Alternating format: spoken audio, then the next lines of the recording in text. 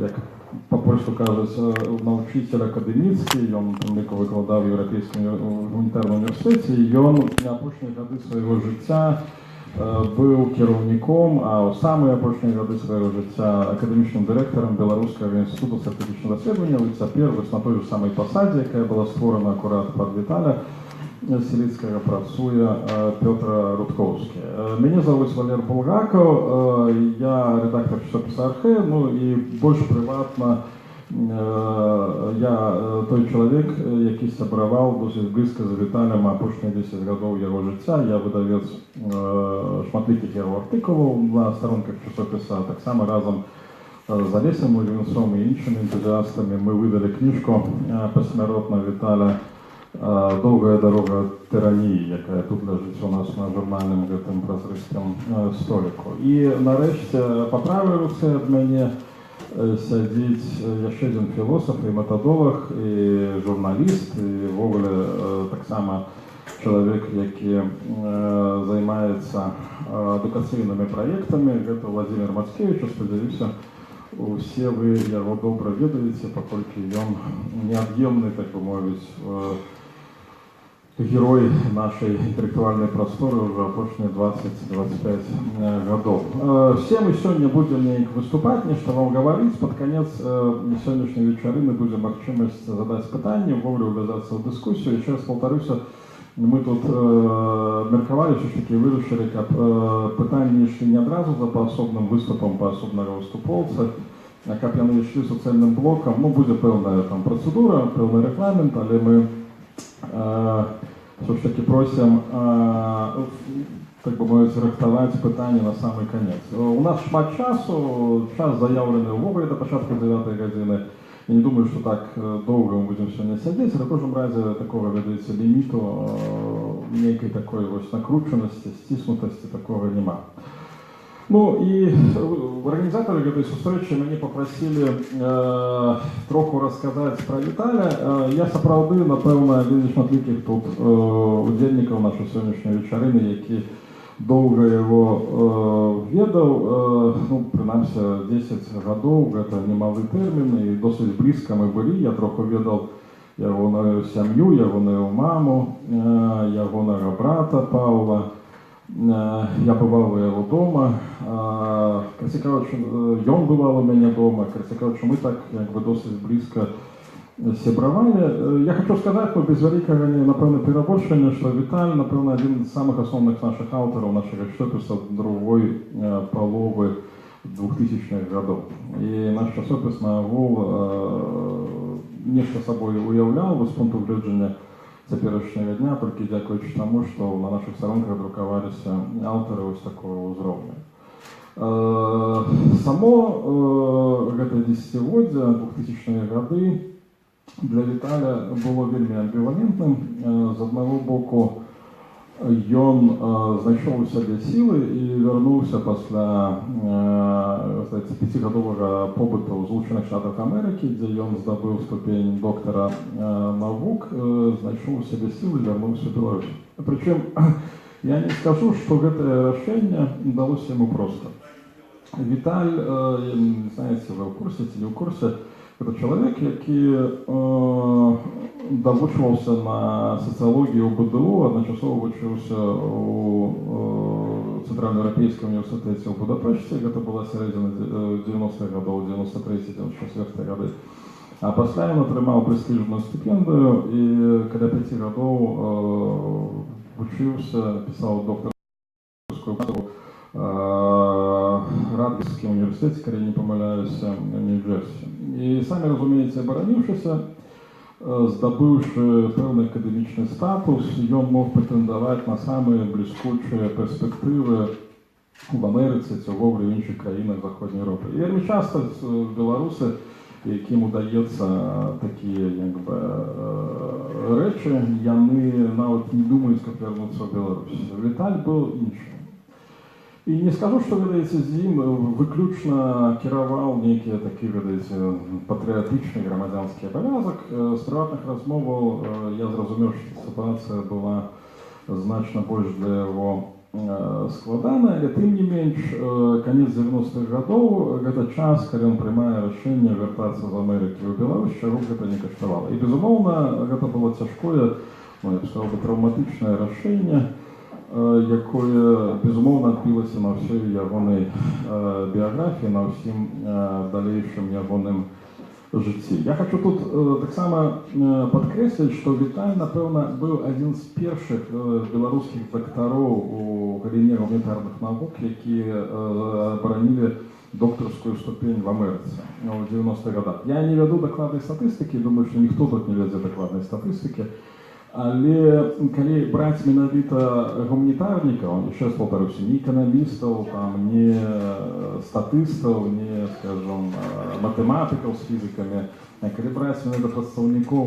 гуманітарнай карпорацыі, то Віталь хіба што быў ці першы, ці адным з першых. У кожным разе у 98 годзе ён абараніў сваю докторскую дысертацыю. Гэта агромністая праца, яна налічвае каля 600 сторонак, яна ёсць рукапісы. Перыядычна апошнія 5 гадоў адбываецца дыскусія, ці выдаваць яе па-беларуску, но пакуль нейкае такое крытычнае рашэнне не прынята. Докторская дысертацыя была прысвечана трансфармацыі краін Цэнтральнай Еўропы ў 90-х годах, і найбольш там апісваўся, найбольш аналізаваўся досвед Польшчы і Венгрыі. Я ўжо сказаў, што Віталь некалькі гадоў вучыўся ў Будапешце, але пішучы гэтую працу, гэтую докторскую дысертацыю, ён атрымаў магчымасць займацца сваімі прафесійнымі даследаваннямі, атрымаў даследчы грант, здаецца, на паўгоду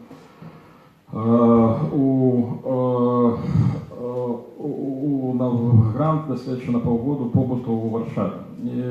Напрыклад, у Варшаве, а мы некалькі разоў з ім бачыліся ў Варшаве, ён ніколі не адчуваў сябе чужым, ён гаварыў па-польску, і ён ведаў там, знаеце, усе патрэбныя для навукоўца яго ўзроўню хады-выхады. Таму адбываецца вяртанне, і першае пытанне, якое стала перад Віталем, якім чынам сябе рэалізоўваць у беларускай рэчаіснасці, якая, нагадаю, у тыя часы не азначалася, ведаеце, там ростам вольнадумства ці масавымі магчымасцямі для самарэалізацыі для асобаў яго ўзроўню. І было так, што на нейкі час яго прытуліў Еўрапейскі гуманітарны універсітэт, калі ён знаходзіўся тут у Мінску.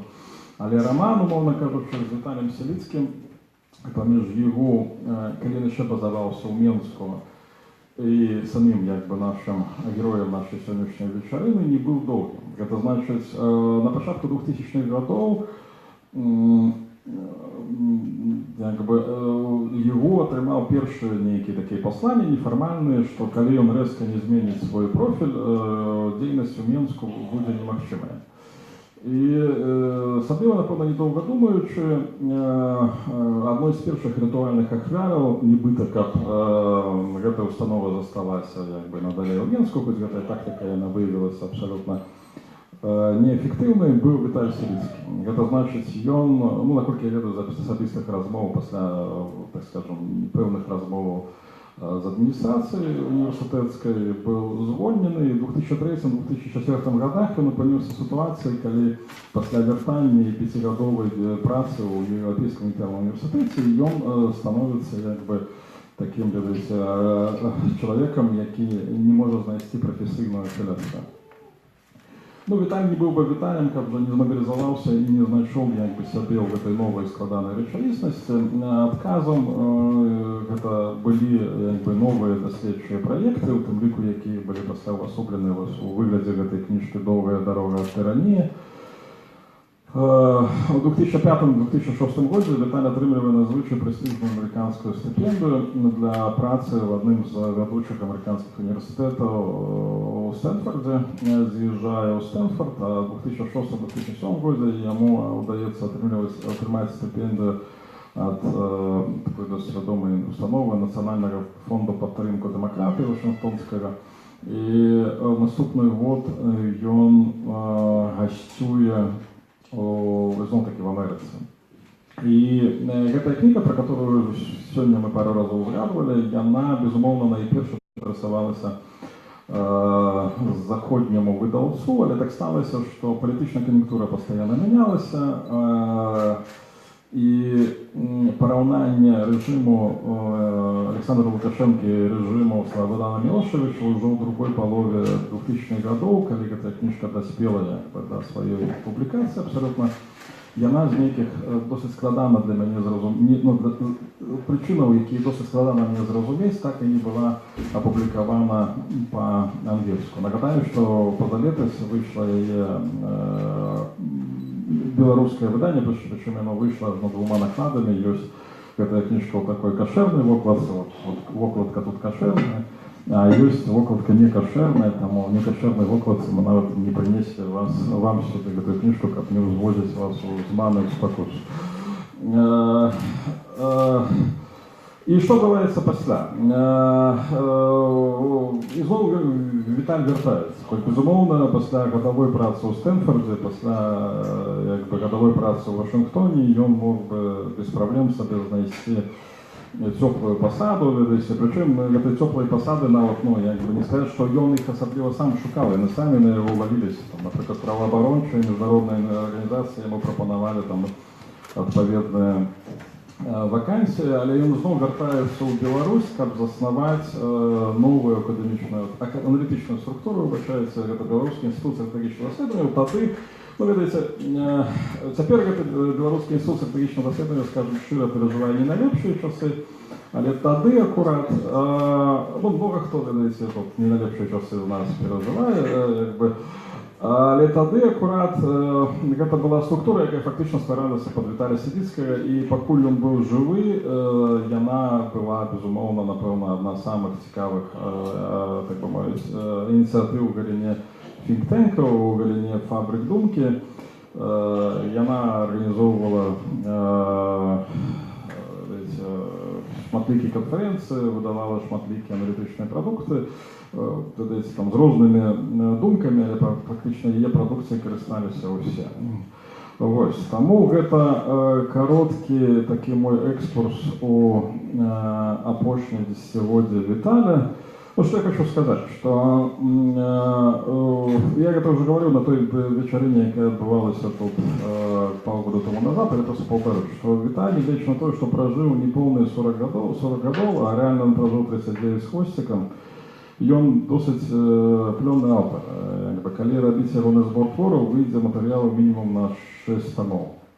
Я уже не буду расшифровывать, что там за томы, но поверьте мне, это такая, и это не некое листование, там, переписка про интернет, это серьезные, солидные працы. Они могут быть журналистские, могут быть аналитичные, могут быть уволі науковые, это серьезная творчесть. Другая речь, на яку хочу звернути увагу, что Виталь у такой, видите, калибрать колькостное выражение. Только на сторонках часописа архива, в нашем сайте, я перед сегодняшней встречей с вами не полиновался, пошел первичил, написал 120, опубликовал у нас только у нас 126 артиклов. Видите, это просто накольки это был просто, не просто творчий человек, який горел. І, безумовно, це горіння, змоцнене несприяльними до кінця білоруськими варунками, привело його до завчасної, трагічно завчасної смерті. І саме, напевно, опошнє, що треба сказати, сьогодні 20 снежня, а Віталь народився просто на католицькій коляди, цілові на коляди, 25 снежня 1972 года, и он пришел на этот свет. И был вдячный Виталию, Богу, что он пришел на этот свет. И вот есть полный символизм у этих датах, у этих перекличках часу. И я запрошаю всех, и вас, и выступовцев, иметь это на увазі, коли ми будемо сьогодні обмірковувати Віталя, його творчість, так само білоруський авторитаризм. Дякую.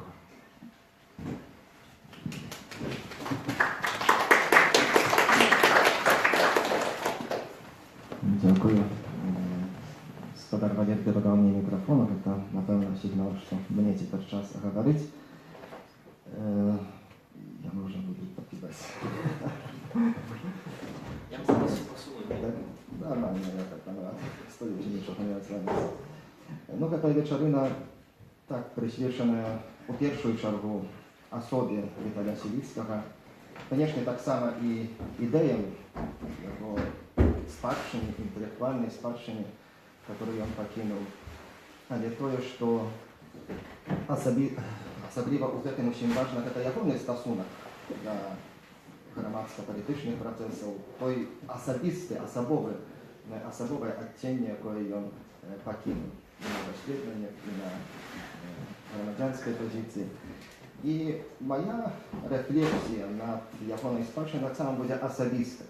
Я буду зыходзіць з тых пытанняў, якія, моя вось проста жыццёвая сітуацыя дыктуе. І гэтымі пытаннямі падзялюся з гаспадарствам. Перакананы, што гэта можа быць нават больш цікавым, чым калі зыходзіць ад глобальных пытанняў і пад іх падбіраць тое, што Віталій Сівіцкі ў сваіх канцэпцыях сцвердзіў. Па-першае, я з'яўляюся грамадзянінам Беларусі.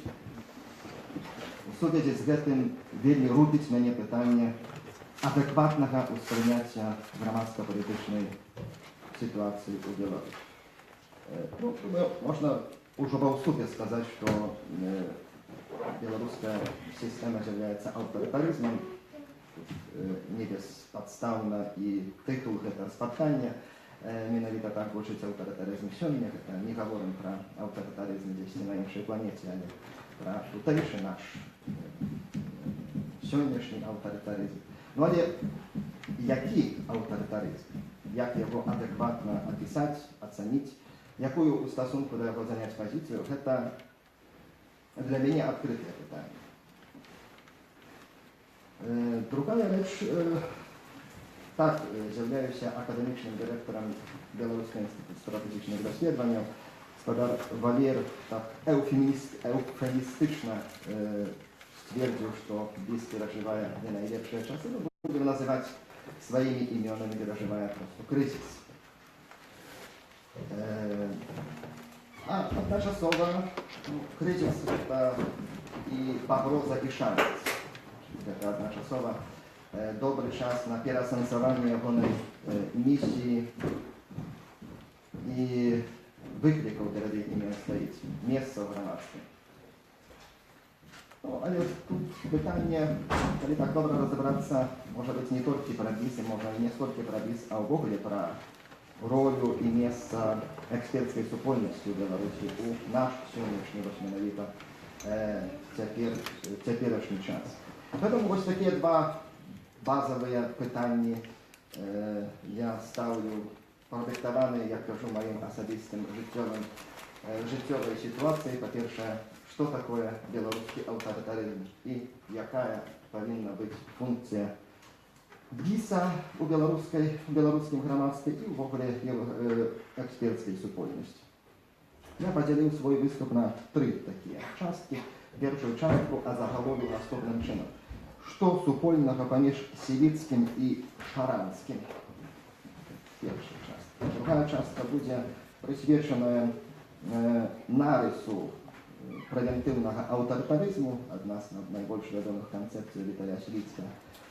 І у трэцяй частцы менавіта падзялюся адказамі, якія я знаходжу ў спадчыне Сівіцкага на пастаўленыя пытанні. Так, першая справа, першае пытанне, што супольнага паміж Сівіцкім і Шаранскім. У 2005 годзе Віталій напісаў ухвальную, можна нават месцамі апалагетычную рэцэнзію на кнігу Натана Шаранскага «The Case for Democracy». Рэцэнзія была апублікавана в The Journal of Democracy. Тут можа быць пару слоў пра самога Шаранскага, для тых, хто не ведае, гэта будзе інфармацыя, хто ведае нагаданне. Па-першае, гэта заснавальнік Ісраэль Баалія, гэта партыя, якая прасоўвала глыбокую і усебаковую асіміляцыю габрэяў з постсавецкай прасторы. І асіміляцыю на якой аснове? На аснове мовы, культуры, гістарычнай спадчыны. Тое, што некаторыя лібералы назвалі проста этнанацыяналізмам. Па-другое, Шаранскі гэта таксама сімпатык і чалец партыі Лікуд, нацыянальна-кансерватыўнай партыі Ізраіля. No, można jeszcze dodać, tak samo idejny pobratym buszowskiej administracji. Теперь pytanie, jak tak stało się, że Witold Siwicki, думаю, że taki безоговорочный liberał, zresztą nawet libertarianин, sam siebie nazywał libertarianinem, racjonalist liberał, pisze właśnie taką uchwalną, wielnie uchwalną recenzję про такого персонажа, jak Шаранский. Он жартуе, што Сівіцкага пазітыўна ўражвае у гэтага ізраільскага аўтара ёсць моцная вера ў чалавечую свабоду. То тое, што гэтая свабода знаходзіцца ў аснове чалавечай экзістэнцыі, чалавечага існавання. І тое, што пашырэнне свабоды ў доўгатэрміновай перспектыве аплочваецца ў ліку і ў такім прагматычным сэнсе, у прыватнасці спрыяе большай бяспецы грамадства. Тут нездарма ўжыў выраз вера ў свабоду, тому што няма адпаведных навуковых метадаў, каб даказаць важнасць свабоды. Ну, зрэшты, навука нават не любіць гэтай катэгорыі, аддае перавагу дэтэрміністычнаму мысленню, што мае таксама сваё абгрунтаванне. Ва ўсякім разе, не заўсёды так проста з навуковага гледзішча гэта доказать, что менавіта ставка на свободу это добрая ставка. Зрештою, один з таких штандардових прихильників і лібералізму, і раціоналізму, критична раціоналізму, Карл Поппер, не цурався гэта вираз, вера у свободу. Таким чином, что тычыцца вось гэтай веры Шаранскага ў свободу, то тут у яго два такія основные тезисы были, и они так само для Сівіцкага были важны, что человечие истоты натуральным чином скіраваны на кірунку свободы, и другое, бяспека краіны залежыць ад таго, наколькі свабодным з'яўляецца грамадства, якое яго ўтварае. И з рэцэнзіі бачна, што Сівіцкага вельмі ўразіла такая пастаноўка справы.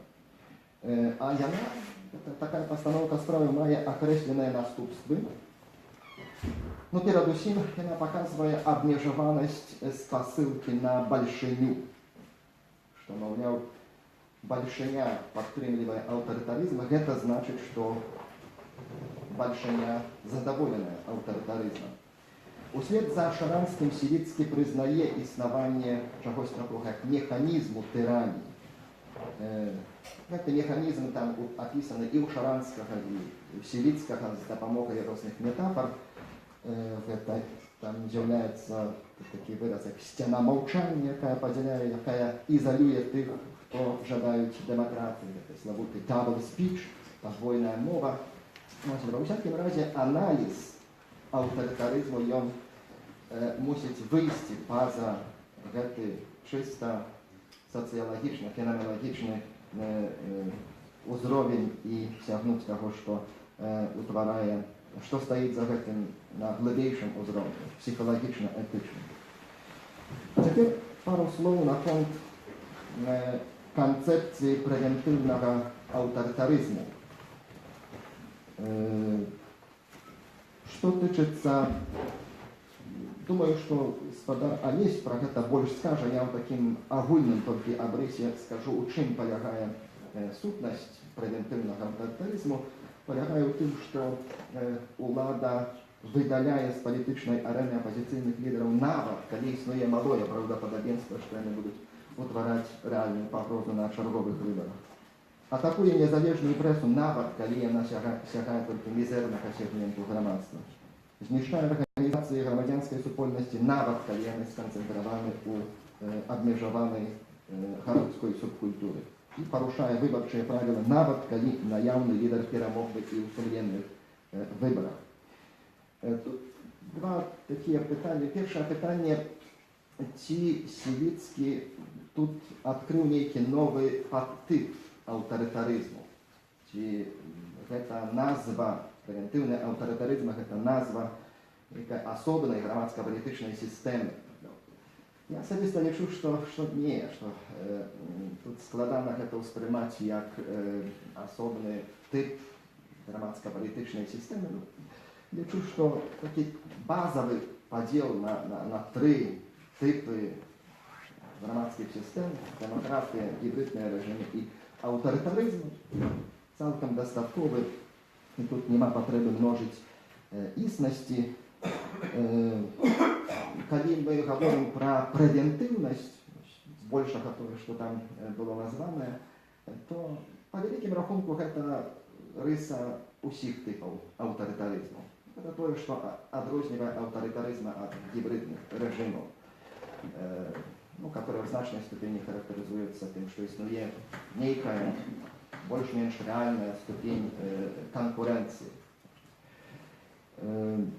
Значэнне канцэпцыі прэвентыўнага аўтарытарызму, на маю думку, я кажу, не палягае ў тым, што быў адкрыты нейкі новы тып рэжыму. Палягае ў чымсьці іншым, в аказанні важнасці псіхалагічнага эфекту, які аказвае любы аўтарытарызм. Гэта спараджэнне пачуцця бездапаможнасці, паўсюднага адчування, што ад нас нічога не залежыць. Вось на гэта і скіраваны. Вось гэта, на першы погляд, здавалася некаторым нерацыянальным захады. Навошта фальсіфікаваць, напрыклад, выбары, калі нават у сумленных выбарах можна было перамагчы. Многія ставілі гэтае пытанне. За мяжой я не раз чуў гэтае пытанне, што гэта вельмі нейкі ірацыянальны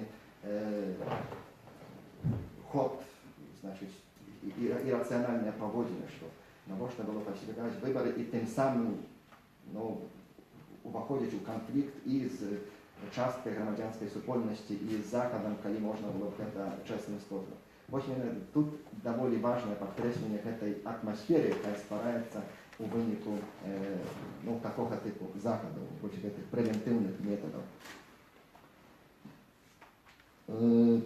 Пытанне тут стаіць такое, ці сапраўды мы стаім перад выбарам альбо бескампрамісная барацьба з аўтарытарызмам, ці здрада маральным прынцыпам.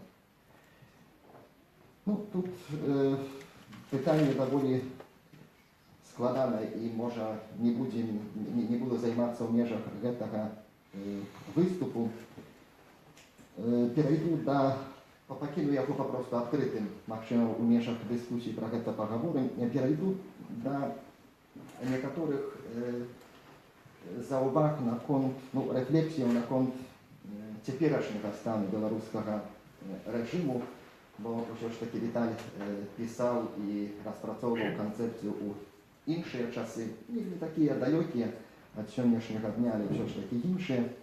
У некаторых аспектах сённяшняя сітуацыя так нагадвае сітуацыю 2007-2010 гадоў, выпусканне палітвязняў, стварэнне розных грамадскіх кансультацыйных групаў пры міністэрствах, дыялог з Еўропай. Нічога дзіўнага, што некаторыя прагназуюць, што не сёння, дык заўтра можа паўтарыцца снежань 10-го года, што ўсе гэтыя гульні ў лібералізм скончацца.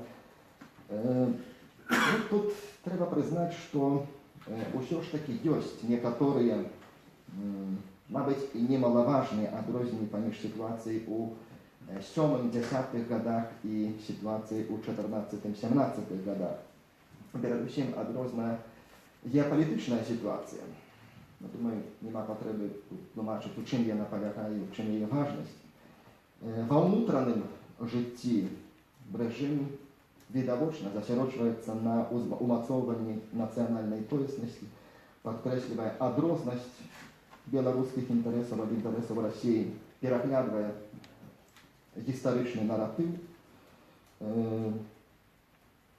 эканамічная лібералізацыя, даволі дысцыплінаваная фіскальная палітыка.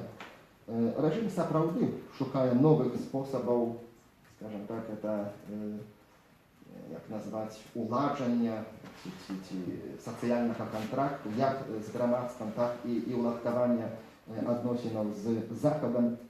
Канешне, гэта не значыць, што улады гатовы на нейкія сістэмныя змены, тут не будем наіўны, нечага такога тут прагназаваць не прыходзіцца. Роля прэзідэнта, канцэпцыя дзяржаўнай улады застаецца той самай, застаецца тым самым той самай адсутнасць рэальнага падзелу на тры улады. Тым не менш, ёсць выразныя спробы перагледзець сацыяльны кантракт з боку дзяржавы. Што можна цяпер сказаць наконт экспертской супольности, заходячи менавіта з інтэлектуальнай спадчыны Віталя Сівіцкага, але таксама і з назіранняў сённяшняга дня.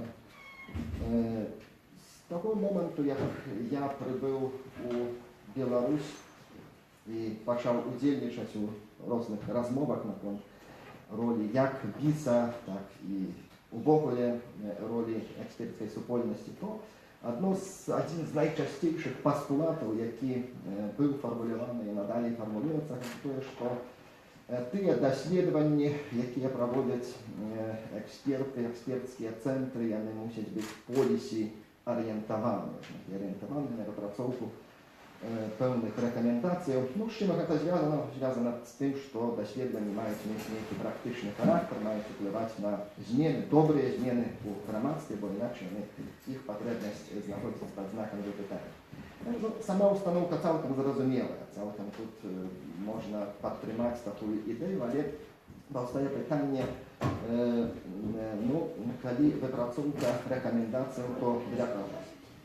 Ну, адказ зазвычай з'яўляецца для тых, хто маюць найбольшы ўплыў у грамадстве, найбольш уплываюць на грамадска-палітычны працэс, а хто мае найбольшы ўплыў на дзяржаўныя органы. Ну і цяпер гэта пытанне пра полісі арыентаванасці разбіраецца ў пытанні, што значыць экспертскай супольнасці, маю на ўвазе незалежнай экспертскай супольнасці фармуляваць рэкамендацыі для дзяржавы. Такога тыпу пастаноўка справы прадугледжвае адну рэч, як мінімум. Першае, атаясамленне эксперта, рэкамендатара з адрасатам рэкамендацый, атаясамленне з мэтамі, якія ставіць у гэтым выпадку дзяржава. Канешне, дзяржава мае самыя розныя мэты. Тым не менш, ведаем, не будзем наіўнымі, што адной з мэтай з'яўляецца захаванне аўтарытарнага статус-кво. І гэта у працэсе выпрацоўкі рэкамендацый проста кожны мусіць улічыць. Адразу ж паўстае пытанне пра этычны характар такога тыпу рэкамендацый. Але нават калі пакінем у баку гэты аспект справы, то ёсць яшчэ больш фундаментальнае пытанне. Што увогуле значыць, што экспертская супольнасць, даследчыя цэнтры выпрацоўваюць рэкамендацыі для дзяржаўных структураў? У якой ступені мы можам рацыянальна, рэалістычна спадзявацца ад таго, што гэта будзе не пусты гук, а нешта сапраўды рэальнае. Яшчэ да таго, як я прыбыў у Беларусь, гэта было ў траўні гэтага года, заняць пасаду эканамічнага дырэктара БІСа, я грунтоўна праштудыяваў кнігу Джеймса Макгена, адзін з такіх найбольш вядомых даследчых цэнтраў у Штатах, который доўгія гады вывучае гэтую сферу і таксама мае што сказаць. Што ён мяркуе наконт полісі арыентаванасці? Яго пазіцыя даволі скептычная. Фактычна сцвярджае, што вельмі складана устанавіць прычынна-выніковую сувязь паміж тымі рэкамендацыямі, якія сінктэнкі фармулююць, і той полісі, якая прымаецца дзяржаўнымі органамі. Тут яшчэ ў галаве стаіць такое выказванне Джерэджана, Эдуарда Джерэджана, выбітны сінктэнкер і таксама выбітны палітык, который значную частку сваёй кар'еры зрабіў у дыпламатыі, але ён таксама заснавальнік інстытута Бейкера, даволі сур'ёзнага сінктэнка ў Амерыцы. Ён сцвярджае адкрытым тэкстам, што гэта вельмі рэдка бывае так, што тыя ідэі, якія выпрацоўваюць сінктэнкі, трапляюць у полісі эджэнда дзяржаўных установаў. Якая ў сувязі з гэтым роля сінктэнкаў? На думку Джерэджана, роля палягае перадусім у тым, каб спрычыніцца да грамадскай дэбаты і паўплываць на палітычны клімат праз пасярэдніцтва гэтых дэбатаў. І азначае, што часам вось гэты ўплыў асабліва істотны, найбольш істотны. І тут, вяртаючыся да Віталя Сівіцкага, ставлю пытанне, ці, думаю, што гэта кансенсуснае меркаванне, што яго роля і як палітолага, і як сінктэнкера даволі істотная. Але пытанне паўстае, ці яго роля палягала ў тым, што ён выпрацаваў нейкі пакет рэкамендацыяў для дзяржаўных установ, которые былі з поспехам зрэалізаваны. Можа быць, я чагосьці не ведаю, але мне здаецца, што не.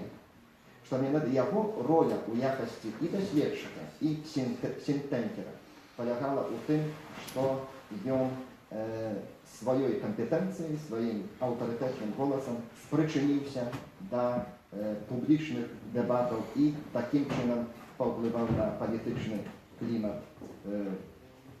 у нейкай ступені. У якой ступені гэта можна пакінуць адкрытым. Падагульняючы, што тут можна сказаць, якія высновы я для сябе зрабіў, прачытваючы старшым Віталя Сівіцкага і што мог бы рэкамендаваць іншым. У плане стасунку да аўтарытарызму важны цэласны рознабаковы падыход да гэтай з'явы. Бралі пад увагі не толькі сацыяльнага ці эканамічнага вымярэння, але таксама этычнага, псіхалагічнага, культурнага вымярэння. Гэта цэласны падыход да гэтага феномена. Адначасова вельмі важна усведамляць дыферэнцыяванасць беларускага рэжыму і таго, што ён падлягае зменам, тое, што ён даволі эластычны. У сувязі з гэтым важна і пераглядаць учорашнія тэзы, учорашнія канцэпцыі наконт беларускага рэжыму, беларускай грамадска-палітычнай сістэмы.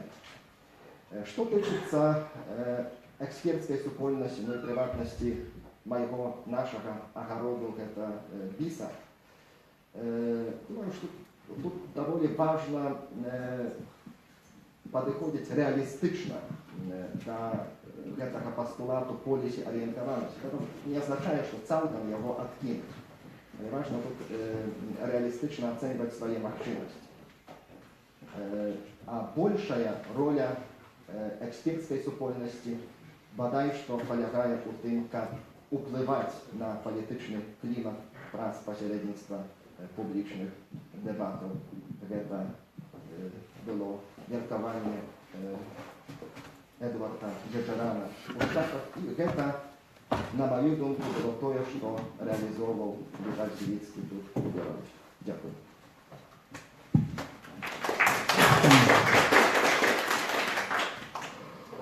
Я перше дав слово Олесю Логвинцову. Чому така послідовність? Бо мені сказали, що так було заявлено в програмі, так і має бути. Тому от наступний виступався Логвинець, Крилацька, подрихтуйтеся. Я викажу пару своїх, тут одразу, покористаючися своїм, так скажем, ексклюзивним правом, не выказываться, хочу попросту тут докладить пару речей. Видите, 2000-е годы это все-таки іншая політична епоха. Бо что ни кажи, цяпер у Беларусі значно больше благодные політичні часи, и эта лагодность лишний раз показывает ситуация на прошлых президентских выборах, коли Тетяна Короткевич, вельми пригожая, мудрая жанчына билася, что есть силы за нашим неизменным кіраўніком с 94 года, ну и на великое здзіўленне ўсіх, чамусь яму прайграў. Але ў 2000-е гады было зусім іначай. Тады сапраўды быў Александр Міленкевич, было намётавае мястэчка. 2010 год ён увогуле адзін з самых трагічных у беларускай палітыцы гадоў. Нагадаю, што пасля падзеяў, звязаных з разгонам людей на площади Незалежности, каля 1000 человек были арестованы по административных справах, и больше 40 человек отрымали криминальные справы, отповедно криминальные присуды. Причем это все так это должится, например, Змитер Бондаренко и, например, какие-нибудь Андрей Санников, яны дагэтуль в эміграцыі, якраз кажучы, шмат хто выехаў, пасля вярнуўся, але шмат, ну, прынамсі, былі тыя, хто выехаў і ўжо, напэўна, не вернецца да моманту нейкіх такіх грандыёзных сацыяльна-палітычных трансфармацый в Беларусі. Да чаго я хілю, што папросту 2000-е гады гэта час, калі, ну, досыць дзіўна было б, напэўна, так адназначна гаварыць, што незалежныя аналітычныя цэнтры мусяць супрацоўнічаць дзяржавы, выпрацоўваючы для апошніх нейкія рэкамендацыі. Калі Міренкевіч выходзіць сваімі прыхільнікамі, разбівае намётавы гарадок на цяперашняй Кастрычніцкай плошчы, ну, досыць дзіўна, якби, каб наступного дня нейкий аналітичний центр, який знаходився в близьких контактах з Міленкевичем, випрацовував, там, здається, для влади нейку стратегію. Ну, скажімо, просто ситуація, справді, в Білорусі стала більше, я б сказав, ну, можна різні епітети придумляти, висовувати, але вона справді стала іншою, вона стала, ну, менш напруженою, це безумовно. З чого це сталося, видите, ці ми змірилися, ці є некие тагобочные силы, ці з Марса поступил сигнал, видите, ну, я не хочу виходити в это обмірковання, тим не менш, я просто рефлектую на слови Петра Рудковського, який менавіто ось так заточив питання, так його обвастив, причому для борщині, може, тут так присутних, і дагету якби не всім зрозуміло, що таке policy paper, бо це такі, все ж таки, птушиная мова політологів, експертів, ось у чим їх відрознення цих policy paper ведеться від ніяких інших аналітичних продуктів, але просто я керуюся чисто своїм яким таким інтересом, щоб сказати, що справді змінилася епоха, і ми тепер, фактично, особливо останні кілька років, живемо в іншому світі. Я ще нагадаю, видите, коли ми вже почали говорити про превентивний авторитаризм, нагадаю ще один ключовий концепт 2000-х – це кольорова революція. І навіть у Білорусі була своя нібито кольорова революція, нібито була джинсова. Ну і хто тепер пам'ятає, видите, про цю джинсову революцію? Коли пам'ятає, то це ніяка така досить вузька супольність професійних експертів. В будь-якому випадку на узровні масової свідомості, по-моєму, от це поняття про кольорову революцію, і яно, ці джинсову революцію, воно відсутнічає. Але нагадаю, що так само в 2000-х годах, як і заходні полісімейкери і decision-мейкери, так і білоруські політичні сили, опозиційні сили, яни певний час були опонтами ідеї кольорової революції. І треба сказати, що данину цієї концепції сплачував так само і Віталій Сирицький. От ми згадували про його нову книжку «Довга дорога від тиранії», яка тут у нас лежить на журнальному столику. Сенс цієї книги – це порівняння режиму Мілошевича та режиму Лукашенки. І, як ви всі знаєте, режим Мілошевича розвалився під ударами громадянської супольності, і акурат Віталь, він шукав якби цієї уразливості, цієї уязвимості, як по-англійську називається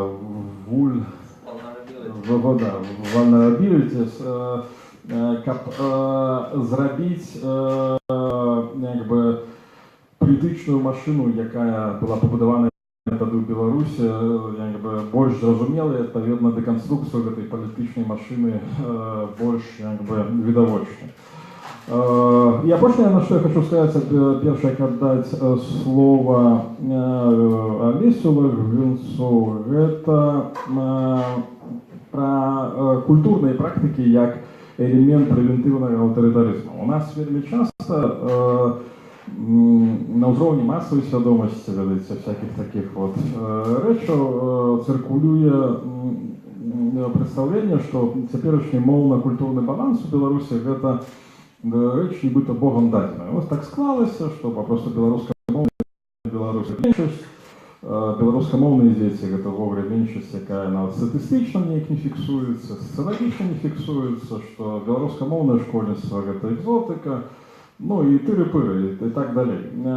Але на самій справі от ці речі, тим ліку культурні відносини, культурна білоруська ситуація, вони вельми істотні для стабільності авторитарного режиму. І Віталь розглядав не тільки просто які там політично-соціально-економічні речі. Він підкреслював, що сила, з якої берецца стабільнасць, якой берецца вот гэты феномен такого палітычнага доўжажыхарства, гэта у кансервацыі гэтых культурных адносін, якія былі пачаткаваныя у савецкую, познесавецкую, там, якую яшчэ эпоху. І мы павінны пра гэта таксама думаць і гаварыць, калі мы гаворым пра спадчыну Італіі, бо гэта вельмі такі, ведаеце, неўральгічны пункт, бо шмат хто з гэтым не згаджаецца. І тут акурат, ведаеце, у нас бываюць такія досыць абстрактныя, по-моему, абсолютно марныя дыскусіі паміж этнакультурным беларускім нацыяналізмам, грамадзянскім. Таксама у Віталія Сіріцкага можна вычытаць папросту там інвектывы ў бок гэтага грамадзянскага нацыяналізму. Папросту, ведаеце, тут вельмі істотны як бы момант, які для мяне папросту быў па-свойму ключавым, бо для мяне гэтая праблематыка асабіста вельмі важная і, власна кажучы, свае нейкія, ведаеце, сілы, творчую энергію я вельмі часта чэрпаю папросту з таго, што лічу нейкія адносіны, якія склаліся, напрыклад, у сферы беларускай культуры, несправядлівымі. Таму я сваёй дзейнасцю стараюся нейкім чынам змяняць гэта, дабівацца таго, каб гэтыя адносіны сталі больш людскія, больш чалавечыя. Дзякую, цяпер слова Алесю Лагвінцу. Дякую.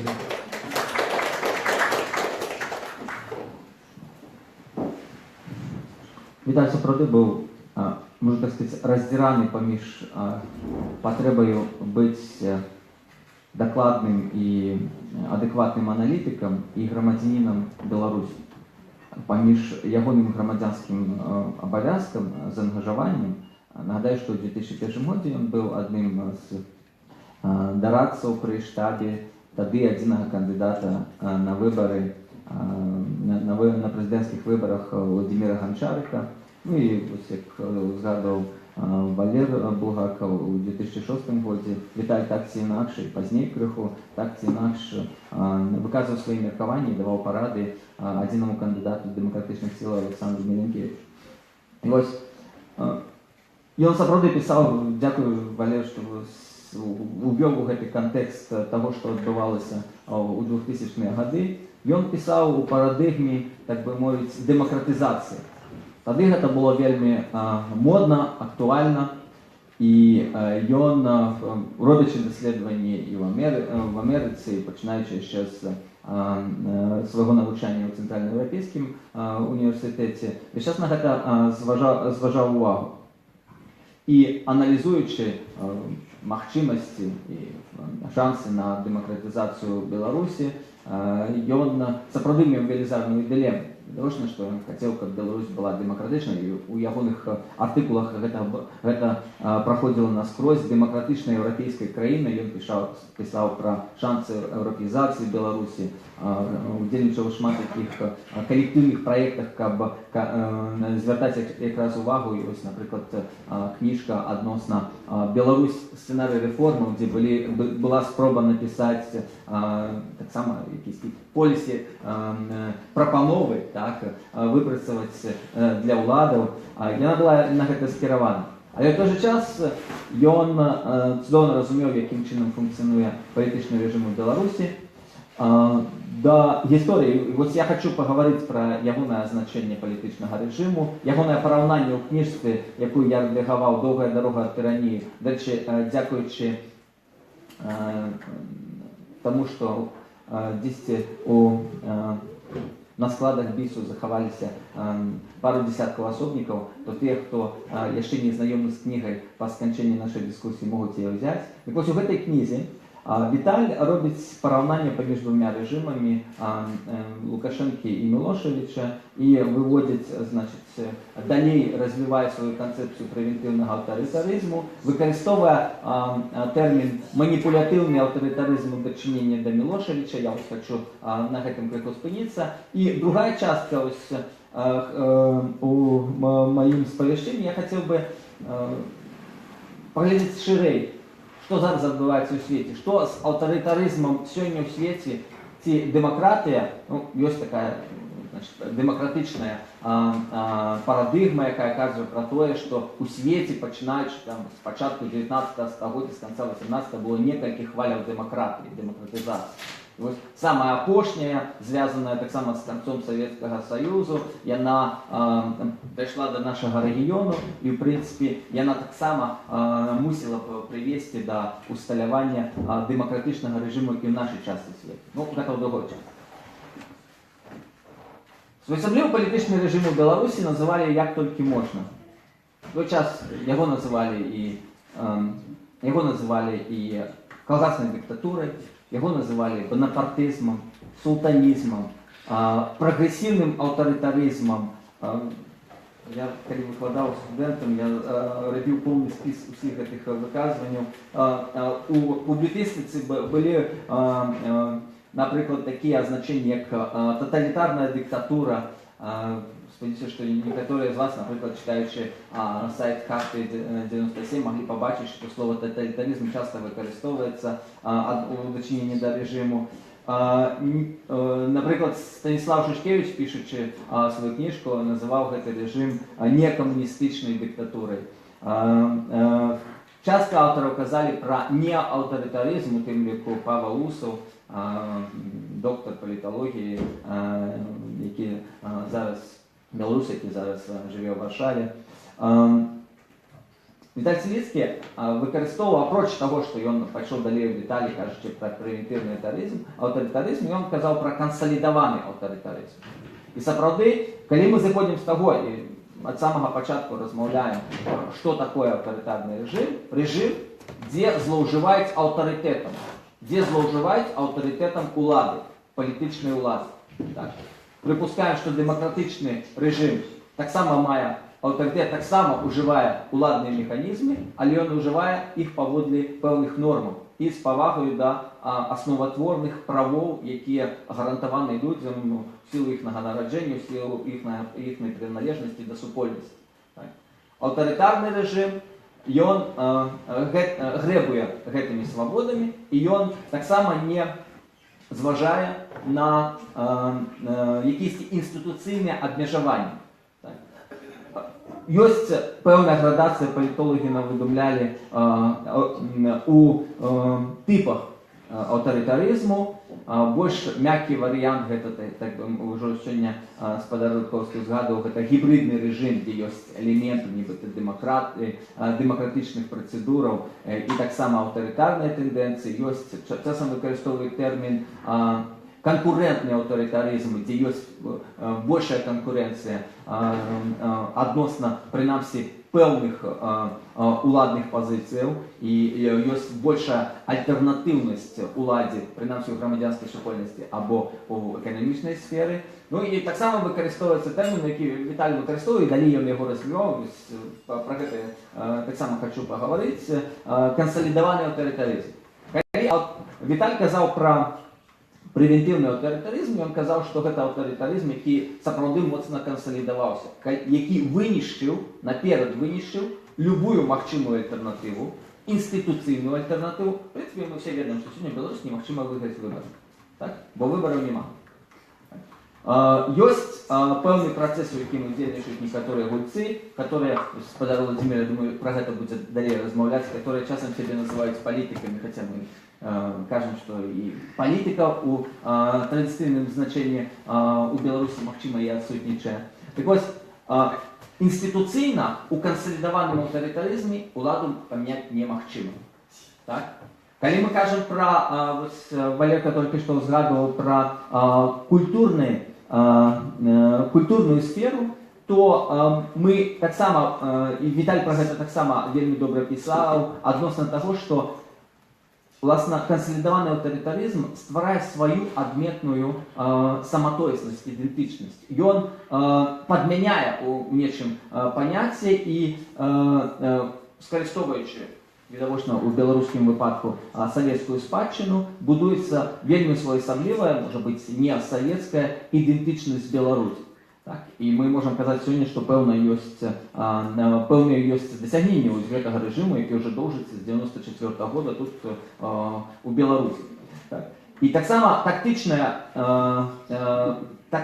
апярэджванне альбо прэвентыўнасць аўтарытарнага рэжыму спрацавана на тое, каб абезгаловіць альтэрнатыўныя цэнтры сілы і зрабіць так, каб увогуле уся магчымая апазіцыя была дыскрэдытавана, яна ні ў грамадскіх вачах не уяўляла сабой вераемнага гульца. Віталь, калі пісаў, згадайце кантэкст, все яшчэ демократичная парадыгма демократичного переходу. Виталь, до речі, вельми часто писав, був одним з авторів Freedom House, є така американська організація, яка щогодня друкує свої доклади відносно стану свободи у світі, і так само видавала, мені здається, вже не перестали видавати, ось такий особний зборник, присвячений демократизації в Центральній Європі і в Євразії. Віталь був сталим автором для ось гэтага зборнику, пишучи про ситуацію з демократизацією в Білорусі. Так ось, аналізуючи авторитаризм в Білорусі, Віталь у своїх книжках насуперек, власне, своїм власним міркуванням і жаданням, так, одразу писав: нема шансу. Нема шансу. Чому? Тому що режим, який усталявався, він з одного боку консолідований настільки, що немагчыма чекати, що узникне якась альтернатива. З іншого боку, він так само глядів на стан, і часом тяжко було читати, я спробував в той чи іншій ступені удільничати у якихось політичних кампаніях. Тяжко було читати вельми резкі, справедливі вельми часто, але і резкі оценки, які Віталь давав білоруським альтернативним силам або опозиції. І він казав, що в принципі навіть у 2006 році, і в этой книжці гэта підкреслюється, шансу не було. Спроби імітувати кольорову революцію, яка відбулася спочатку у Сербії, демократичні зміни відбулися у Словакії, потім була Киргизія, Грузія, Україна 2004 року. Спроби зробити імітацію, вони були збільшено такими спробами, які від самого початку яким було наканавано провалитися. І ось тут, справді, коли ми глядимо уже 2011 год, Віталя вже нема з нами, то, що він писав, воно тичилося початку стагоддя, ми вже в 2017 році. Що відбулося після цього? Ці можна відрознення, яке Віталь робив. Він казав, що в Білорусі превентивний авторитаризм, любая альтернатива знищена. Урешті, що опинулося? У 2006 році, коли була спроба, найбільш яскрава, включається все, спроба кольорової революції, вона не відбулася, і в 2006 році це той момент, коли справді може бути якийсь шанець і був, але де-факто його не було. І що після цього відбулося? Віталь весь час підкреслював, що опинилося так, що демократичні сили стали менш і були менш здольними навчитися робити демократичні зміни, чим сам авторитарний режим. Режим опинився більш здольним до навчання або до продухилення магчимих революційних ситуацій, чим ті, хто весь час казали про повтор досвіду ці Словакії, ці України, ці Грузії. Що з книжки ми можемо використати? Ось Петро казав про певні тенденції, Валер так само підтвердив певних змін, які відбуваються. І так само з режимом. Чи можемо ми, тою матрицю, яку використовував Віталь, відрознення поміж превентивним авторитаризмом а-ля Лукашенка і маніпулятивним авторитаризмом а-ля Мілошевич примінити на сьогоднішню білоруську ситуацію? Що таке маніпулятивний авторитаризм у розумінні Віталя і як це працювало у випадку Мілошевича? Югославія, потім Сербія, часов Мілошевича, вона була не настільки одностайно здомінована через одну політичну груповку. Там була більша альтернативність. І Мілошевич, можливо, був вимушений, у силу різних причин, був вимушений маніпулювати і гуляти у різні скажімо так, гульні або спробував використовувати дробіться позицію, але так само використовувати, каптувати її, покидати її певний шанс, що ось у кожної компанії у вас кришку застається і ви могли виграти. Але ви не виграли, вам доводиться признавати, що я по-ранішому керую, але тим не менш ви долучені до певної системи. Мілошевич регулярно практикував кооптацію певних лідерів опозиції у структурі своєї влади. У нас опошнім часом, можна сказати, що може з'явився перший приклад кооптації, може надалі буде протягуватися. Летось були призначені 2 депутати з більшого фасадного органу, який називається парламенту, Палату представників. Ці буде далі ось таким чином протягувати, гуляти сьогоднішній режим, ці він буде використовувати, Віталій так само використовує цей термін у своїй книжці, тактику тріангуляції. Це значить використання тезів своїх опонентів на свою користь для того, щоб заховати свою владу. Наприклад, сам Лукашенко сказав, що ми м'яку білорусизацію проводимо. Так? Знову ж ми кажемо, ті речі, які оказалися відносно Росії чоловіком, що клявся, що я на околицях поповзу в Росію. Так? Чоловік, який у 2006 році мог сказати Росії, що ви здійснили акт тероризму на державному уровні супроти Білорусі, так?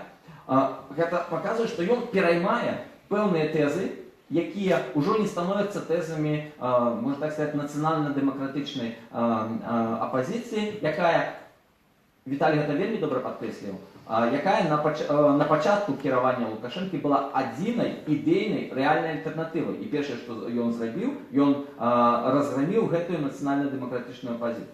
Ось, я думаю, що тут закликаю вас справді удумливо почитати твори Віталія, в приватності цю книжку. Можливо, у нас є певні підказки відносно того, як далі зможе гуляти. Довольно, що повне порівняння тут неможливе. Югославия, Рашкеш Милошевич был, Сербия спознала замежную интервенцию, был нашмат больше цікавість міжнародної супольності до того, що відбувається. Це сталося величезною регіональною проблемою. Але тим не менш, ось тактики, на мою думку, авторитаризм у Білорусі, він зараз еволюціонує у бок все ж таки більше такої маніпулятивності. Відомо, що авторитарний рефлекс, репресивний, превентивний рефлекс буде спрацьовувати у лютому сакавіку 2017 року. Але ми бачимо, що є у ягоному арсеналі так само нові тактики. Теперь идем далі, не хочу, можна затягуватися, але тим не менш, ще інша теза Віталя, чим він відомий. Я перед цим так само прогуглив прозвище Сівіцький за 2017 год. Мінімум у 10 дослідженнях по Білорусі, відносно еволюції авторитарних режимів у нашому регіоні, цитувався Віталій Сівіцький у 2017 году. Розними дослідчиками, литовцями, американцями і так далі. Так ось, чим Віталій ще відомий? І тут цей термін не згадувався, і по сутності можна сказати, що він пробачив наперед, як це далі буде дзенчити зараз.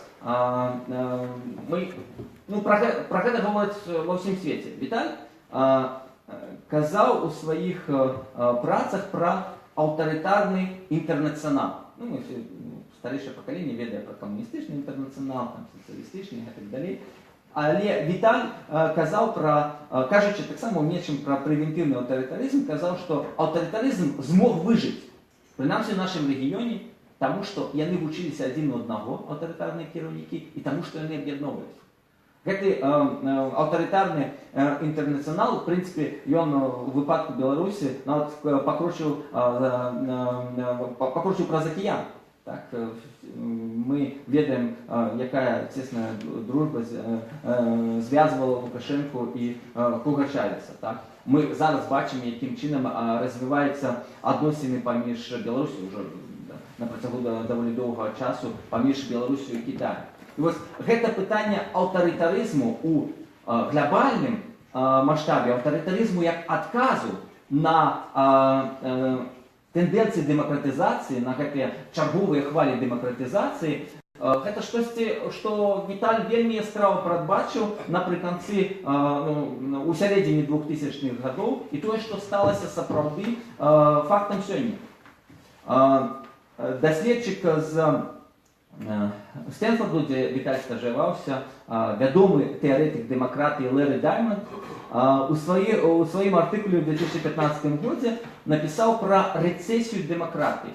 Пачынаючы, на яго думку, пачынаючы з 2009 года ў свеце не павялічылась колькасць дэмакратычных рэжымаў, больш за тое, адбываюцца адваротныя змены.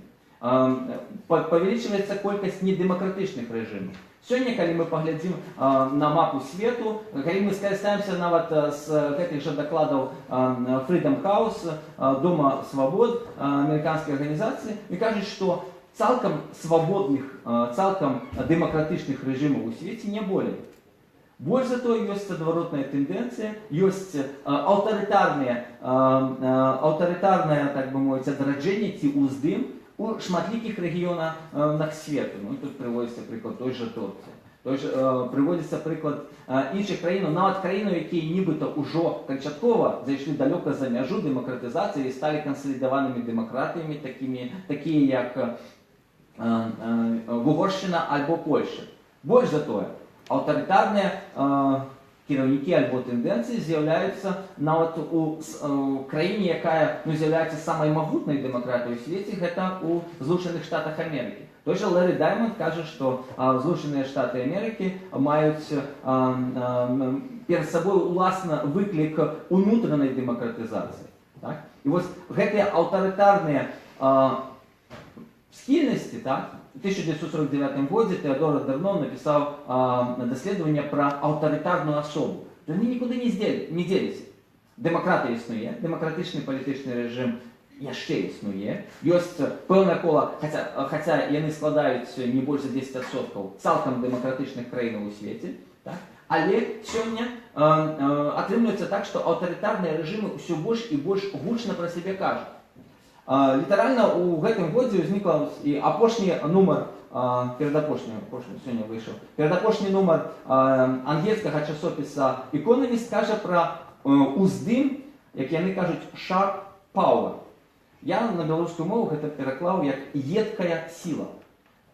Я спадзяюся, тых, хто вывучаюць паліталогію ці проста цікавяцца міжнароднымі палітычнымі працэсамі, чулі пра цвёрдую сілу і пра мяккую сілу. Мяккая сіла, якая прываблівае. Sharp power – гэта едкая сіла, якая проста разбурае. І маецца на ўвазе, што такой едкай сілай сёння з'яўляюцца аўтарытарныя рэжымы, якія ўсё больш і больш робяць выклікі дэмакратычным палітычным рэжымам. І найперш гэта Кітай і Расія. Іхная задача – гэта не перамагчы дэмакраты, але іхная задача якраз зманіпуляваць іх. З аднаго боку, яны выкарыстоўваюць асіметрыю. Гэтыя аўтарытарныя рэжымы адгарадзіліся даволі высокім заборам. Мало хто ў свеце сёння гаворыць пра праблемы з правамі чалавека ў Кітаі. А іх нашмат больш, чым у Беларусі. Это правда, што у нас тут нашмат больш ліберальная сітуацыя, чым у Кітаі. Але чаму гэта адбылося? Таму што Кітай вельмі важны з эканамічнага гледзяча. У той жа час, пачынаючы з 2010-х гадоў, развівае у ўсім свеце сваю не толькі мяккую сілу, але ўсё больш і больш выкарыстоўвае, таксама як і Расія, сродкі маніпуляцыі альбо сродкі, якія скіраваныя на тое, каб дэстабілізаваць, маральна рэлятывізаваць любыя дэмакратычныя палітычныя сістэмы. Значыць, нами вы не цікаўцеся, гэта асноўнае пасланне сённяшніх аўтарытарных краін. Нами вы не цікаўцеся, а у вас сваіх праблемаў хапае. Больш за тое, калі вы будете лезці да нас со сваім парадкам дня правоў чалавека і дэмакратыі, то мы зробім так, што вы не абярэцеся праблему ўнутры сябе. Ёсць розная інфармацыя адносна таго, што магчыма расійская прапаганда паўплывала на вынікі таго, як прагаласавалі брытанцы у 2016 2015 годзе, у 2016 годзе адносна выхаду з Еўрапейскага звязу. Таксама можно сказать, что Россия поспробовала гулять на чужом поле для того, как Америка думала все больше и больше про свои проблемы, а не ставила. Ну, в принципе, промоция демократии, просування демократии ніколи не було пріоритетом номер один у знешней політики Америки. Але тим не менш, все робиться так, как больше открытые демократичные громадства все больше и больше займалися своими внутренними проблемами. Им у нечым звонку дапамагаюць яшчэ больш дестабілізавацца, і тады яны відавочна не звяртаюць увагу на тыя аўтарытарныя працэсы, якія адбываюцца ва ўсім свеце. І больш за тое, калі мы кажам эканамічна, то аўтарытарызм нібыта таксама, як і ў выпадку Беларусі, так, часам можа даваць эканамічныя дывідэнды. Відавочна, што ў аўтарытарызме і ў дэмакратыі гэта таксама ёсць няроўнае падзяленне грамадскага ці эканамічнага пірага. Звяртаючы на гэта ўвагу ў дэмакратыях, аўтарытарныя кіраўнікі кажуць, што паліце вас тое ж самае. У нас наша традыцыя такая, што мы, можа быць, больш акумулюем рэсурсаў, мы здолелі іх мабілізаваць, але гэта адбываецца ва ўсім свеце. І сапраўды ўнутры дэмакратычных грамадстваў хапае сваіх праблемаў. І ёсць таксама вось гэтая тэндэнцыя, і тут можна сказаць, што тэндэнцыя аўтарытарных рэфлексаў на грамадскія праблемы, яна ўласціва і дэмакратычным краінам. Паглядзіце у Нямецчыне.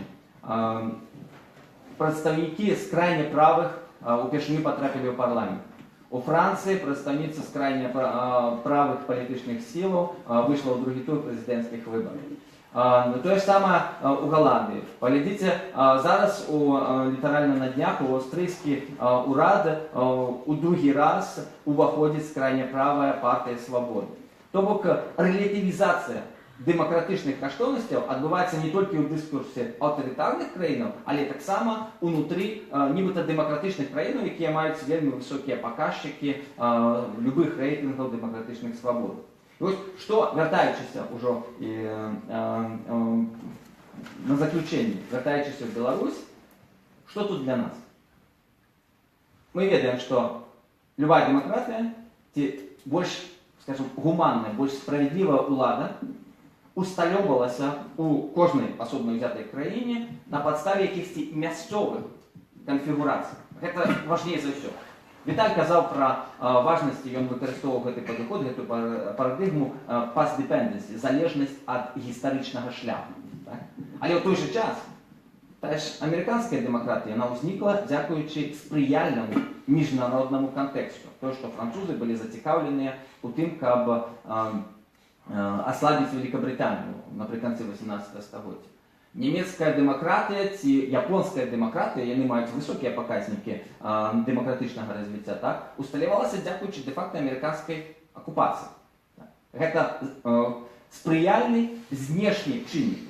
І тут мы, калі глядзім на Беларусь сёння, мы бачым, што тэма правоў чалавека, дэмакратыі знікае паступова. Ну, фармальна там еўрачыноўнікі, якія сюды прыязджаюць, штосьці кажуць, але ўсё ідзе да таго, што ўсё пераходзіць на колькасць.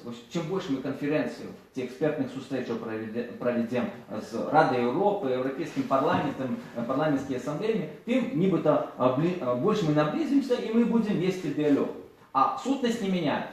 Ну і тут заключэнне вельмі проста, і тут я таксама апелюю да спадчыны Віталя. Віталь казаў, што індывідуальнае дзеянне, асоба, дысідэнт мае таксама значэнне. І што ў кожным разе, пакуль не складуцца тут адпаведныя умовы, а іх можна будаваць тут, сёння, зараз і заўтра, паслязаўтра, то складана будзе чакаць, што дэмакратычны палітычны рэжым раптам усталюецца ў Беларусі. Ён пісаў, што хутчэй за ўсё адзін з самых верагодных сцэнароў таго, што адбудзецца ў Беларусі пасля фізічнага адыходу дыктатара, гэта можа быць мякчэйшы, але аўтарытарызм. Вот. У той жа час, і гэта, так бы мовіць, лейтмотыў ягонай кніжкі, і гэта маё заключэнне, ён увесь час нагадваў. Ён, здаецца, у 10-м годзе написав, кришку раніше написав артикул, який скончився словами, що пам'ятайте, що диктатури завжди руйнують. Дякую.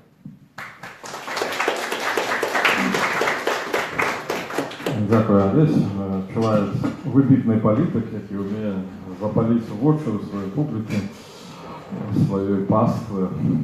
Я перше, як передати слово господару Владимиру, знову таки узурпую на пару хвилинок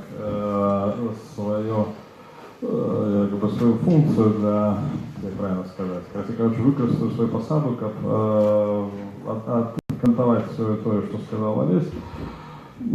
Тут пару речей мене вельми захопила, зачепила Олесева констатація, що з 2009 року промоція демократії во всем свете переживає спадок.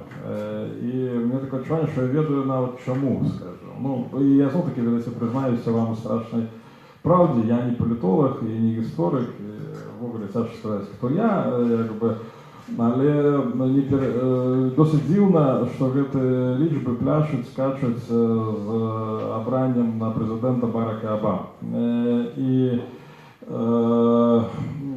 поскольку я удільничаю в різних аналітичних проєктах, мені так само часто доводилося зустрікатися з заходніми персонажами, які займалися тут промоцією демократії і громадянської спільності в Білорусі. І з їхніх вуснов не раз чулася така констатація, що ми, мовляв, були готові тут все залагодити вже у 9-10 році, коли от не ці події зв'язані з площею, це досить дурне, якби,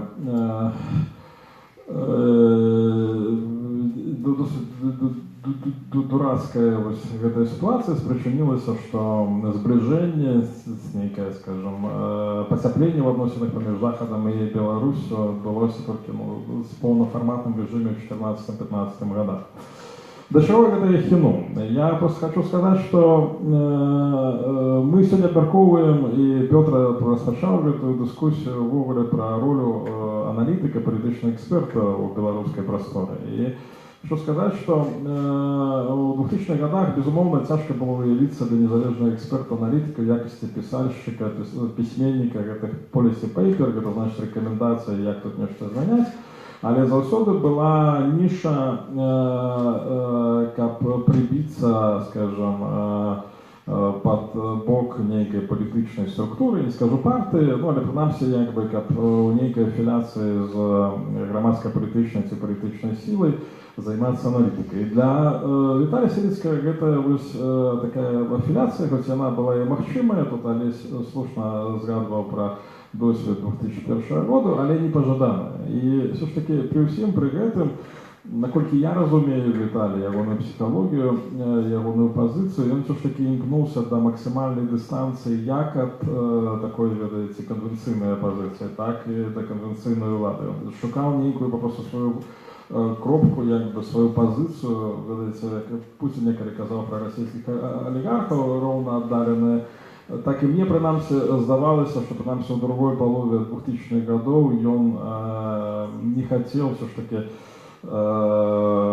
досягать близкої, якби, сувязі, близької некої сполученості з політичними силами, які ведуть політичну боротьбу. Чому? Ну, видається, бо справді питання відкрите, наскільки білоруська опозиція була самостійною силою тоді, 10-15 років тому назад, і наскільки вона тепер, наприклад, в обличчі Тетяни Караскевич застається цією самостійною силою. Чи не є все ж таки, розуміється, некая часом перекулена люстра неких заходніх полісімейкерів, які використовують ресурси ось, так званої опозиції для досягнення своїх геополітичних мет. Відповідно, коли у 2000-х роки говорка йшла про силове скидання, якби, от этого нашого авторитарного кривавого режиму, то тепер відбулася зміна вверх, ну, відповідно, ми не скидуємо, ми тепер зустрічаємося, семінари проводимо, там, каву п'ємо, пирожные кушаємо, відповідно, и поменялась конъюнктура ни про что, якби такое, скажем, ну, паси Бог, борони Боже,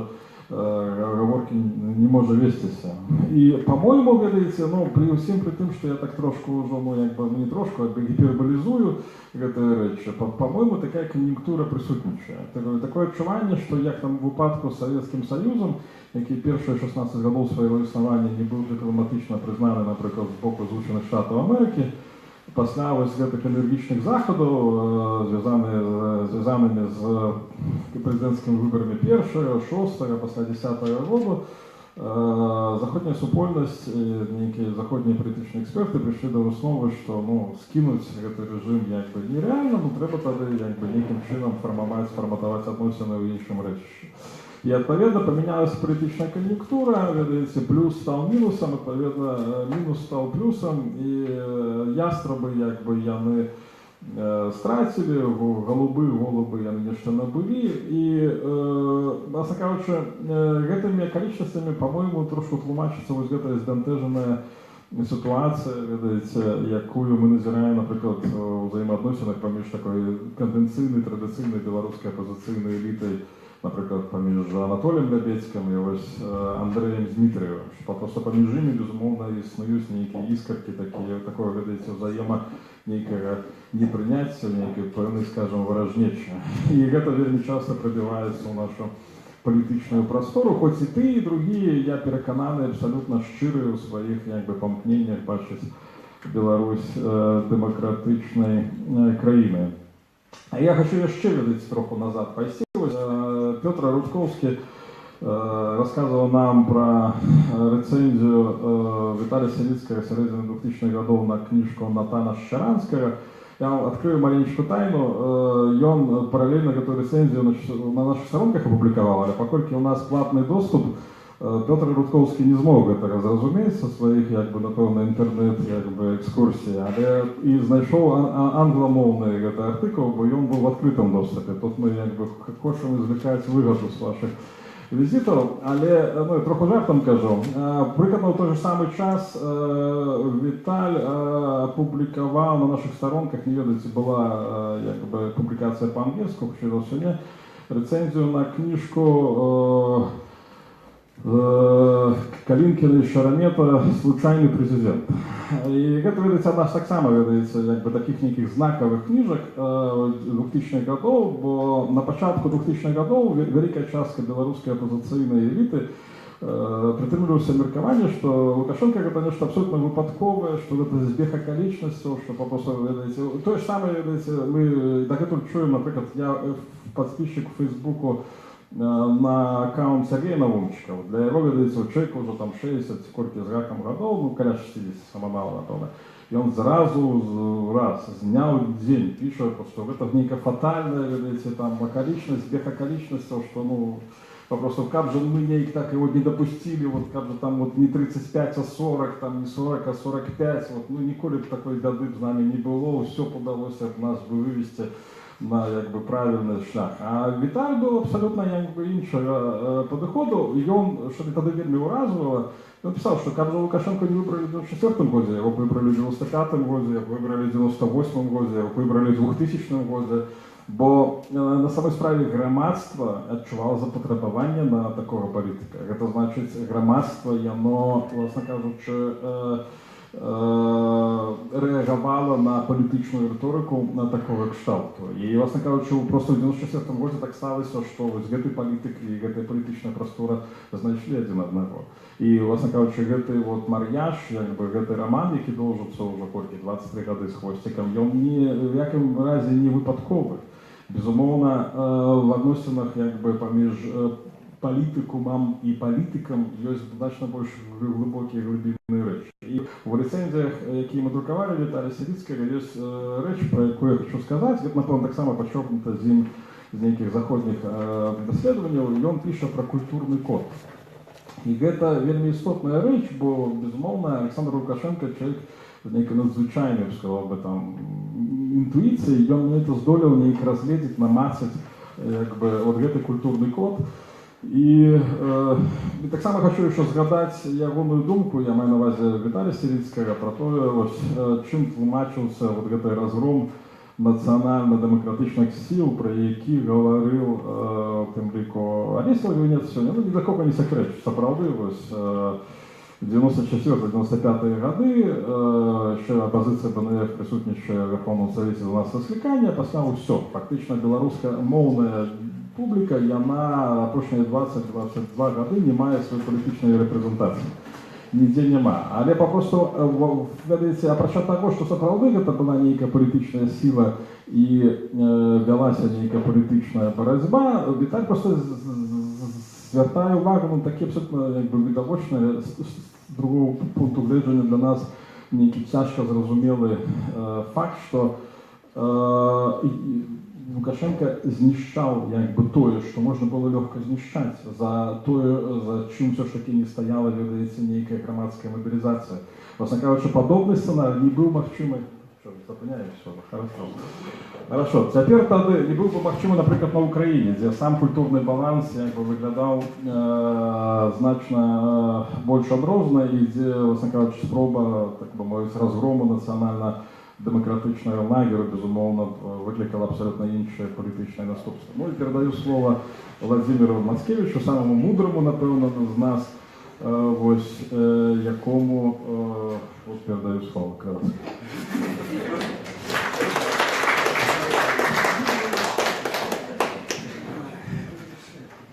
Дякую, Валерка.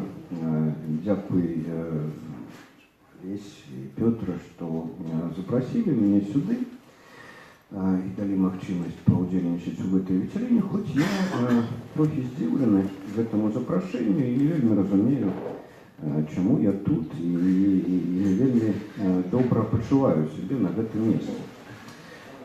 Бо по некалькіх причинах. Ну, скажем так, жыццёвая причина, ведаеце, калі мне тут приходится абмяркоўваць спадчыну чалавека, які нарадзіўся, калі я ўжо быў хіпі і кончыў школу в Гародні, а ён памёр 6 год таму, пакінуўшы сапраўды шэраг там кніг, публікацыяў, зрабіўшы шмат у сваім жыцці, і вось я, пенсіянер, абмяркоўваю спадчыну чалавека, які нашмат маладзейшы мяне, і жыццё якога укладаецца дзесьці пасярэдзіне там майго жыцця. Віталь Сівіцкі быў студэнтам першага, здаецца, набору факультэта сацыялогіі і быў вучнем майго сябра Владзіміра Абушэнкі, які таксама ўжо нябожчык. І ў гэтым сэнсе такая, ведаеце, мемарыяльная трохі сітуацыя. Яна складае, ну, пэўную неёмкасць для чалавека, які ўсё ж такі па-ранейшаму хоча жыць актыўным жыццём, а не прысутнічаць, як, ведаеце, маладыя часта ходзяць на вяселле адзін да аднаго, то старыя ходзяць вось на такія мемарыяльныя вечары. Это одна з причинаў такой вось не вельмі уместности тут. С другого боку, я не политолог, хоть журналисты часто так меня называют. Больше того, я вельмі трэмна ставлюся до политологии. Я не люблю политологию. Бо шмат балбатні, шмат розных ритуальных пасаў трэба рабіць у акадэмічных паліталагічных працах, каб цябе дазволілі друкавацца ў адпаведных часопісах там і так далей. Але ж думкі там, як такой, вельмі мала. Я не могу сказаць, што я задаволены станам паліталагічнай думкі, паліталагічнай навукі ў Беларусі. Напэўна, адзіны палітолог, якога я шаную, гэта якраз не Віталь Сівіцкі, а Андрей Казакевич, які засяроджваецца менавіта на факталогіі, эмпірыцы і ўсё, што добрага робіцца ў гэтым сэнсе. Гэта фактура, да якой у палітолагаў, надрукаваных там у іх кніжках ці там у полісе пейпер, можна звяртацца практыкам. Практыкам, Ну, менавіта тым, для каго гэтыя полісі пейпер і прызначаны. Не толькі для дзяржавы, не толькі для кіраўнікоў пэўных, бо з даўных часоў там Rent Corporation ці першых фабрик думкі, гэтыя аналітычныя матэрыялы полісі пейпер адресаваныя былі тым, хто прымае рашэнні. Рашэнні практычныя на пэўным узроўні. І вось я Віталя Сіліцкага хутчэй шаную менавіта як практыка. Вось Валерка, распавядаючы коротка і сціпла яго біяграфію, узгадаў біс амаль апошнюю чаргу. А для мяне якраз вось тое, што рабіў Віталь у бісе і ствараючы біс, і потым, это галоўная частка нашых стасункаў з ім. Я быў знаёмы з Віталем з 2001 года. Нас пазнаёміў тады Сергей Ложкін, які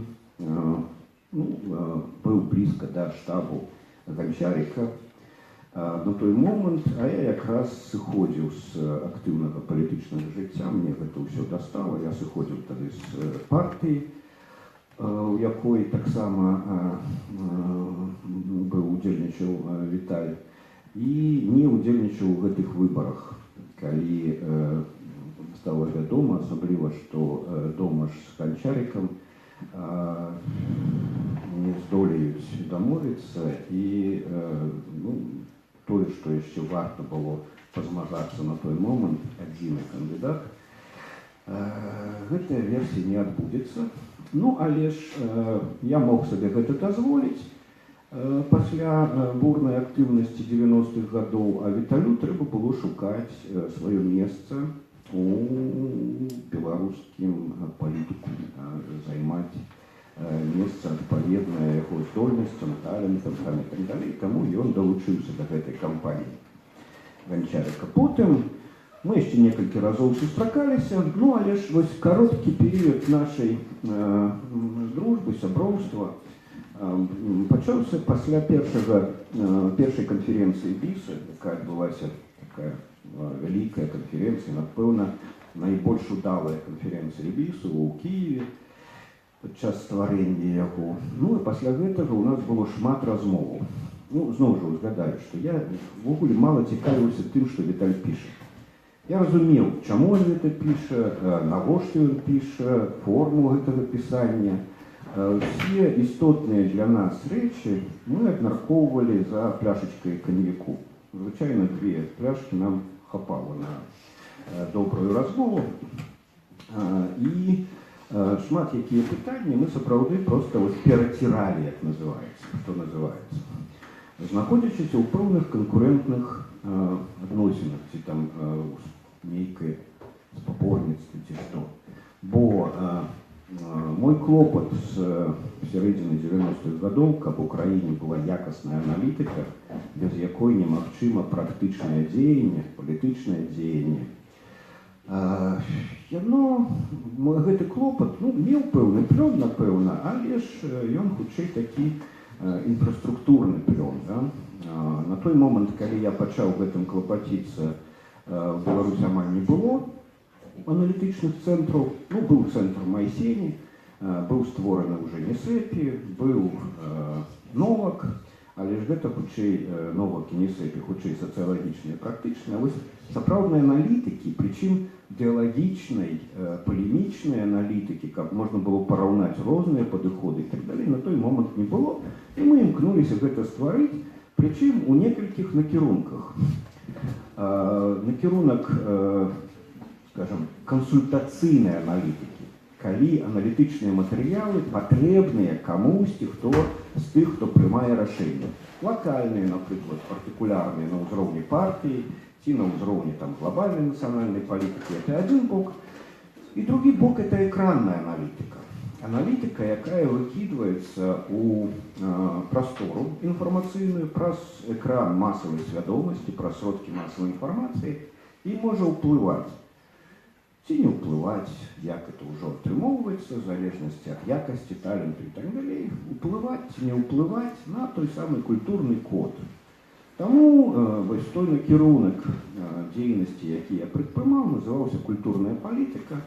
І ў гэтай якасці, вось як палітык, займаючыся амаль тым самым, але ж з іншымі канцэптамі, з іншымі паняццямі і падыходамі, мяне цікавіў і вабіў Віталь Сіліцкі, і, напэўна, гэта цікаўнасць была сустрэчнай у нас. Правда, мы часам, як кажу, што сябравалі мы, напэўна, года 2-3, але ж часам і канфліктавалі, і спрачаліся. І вось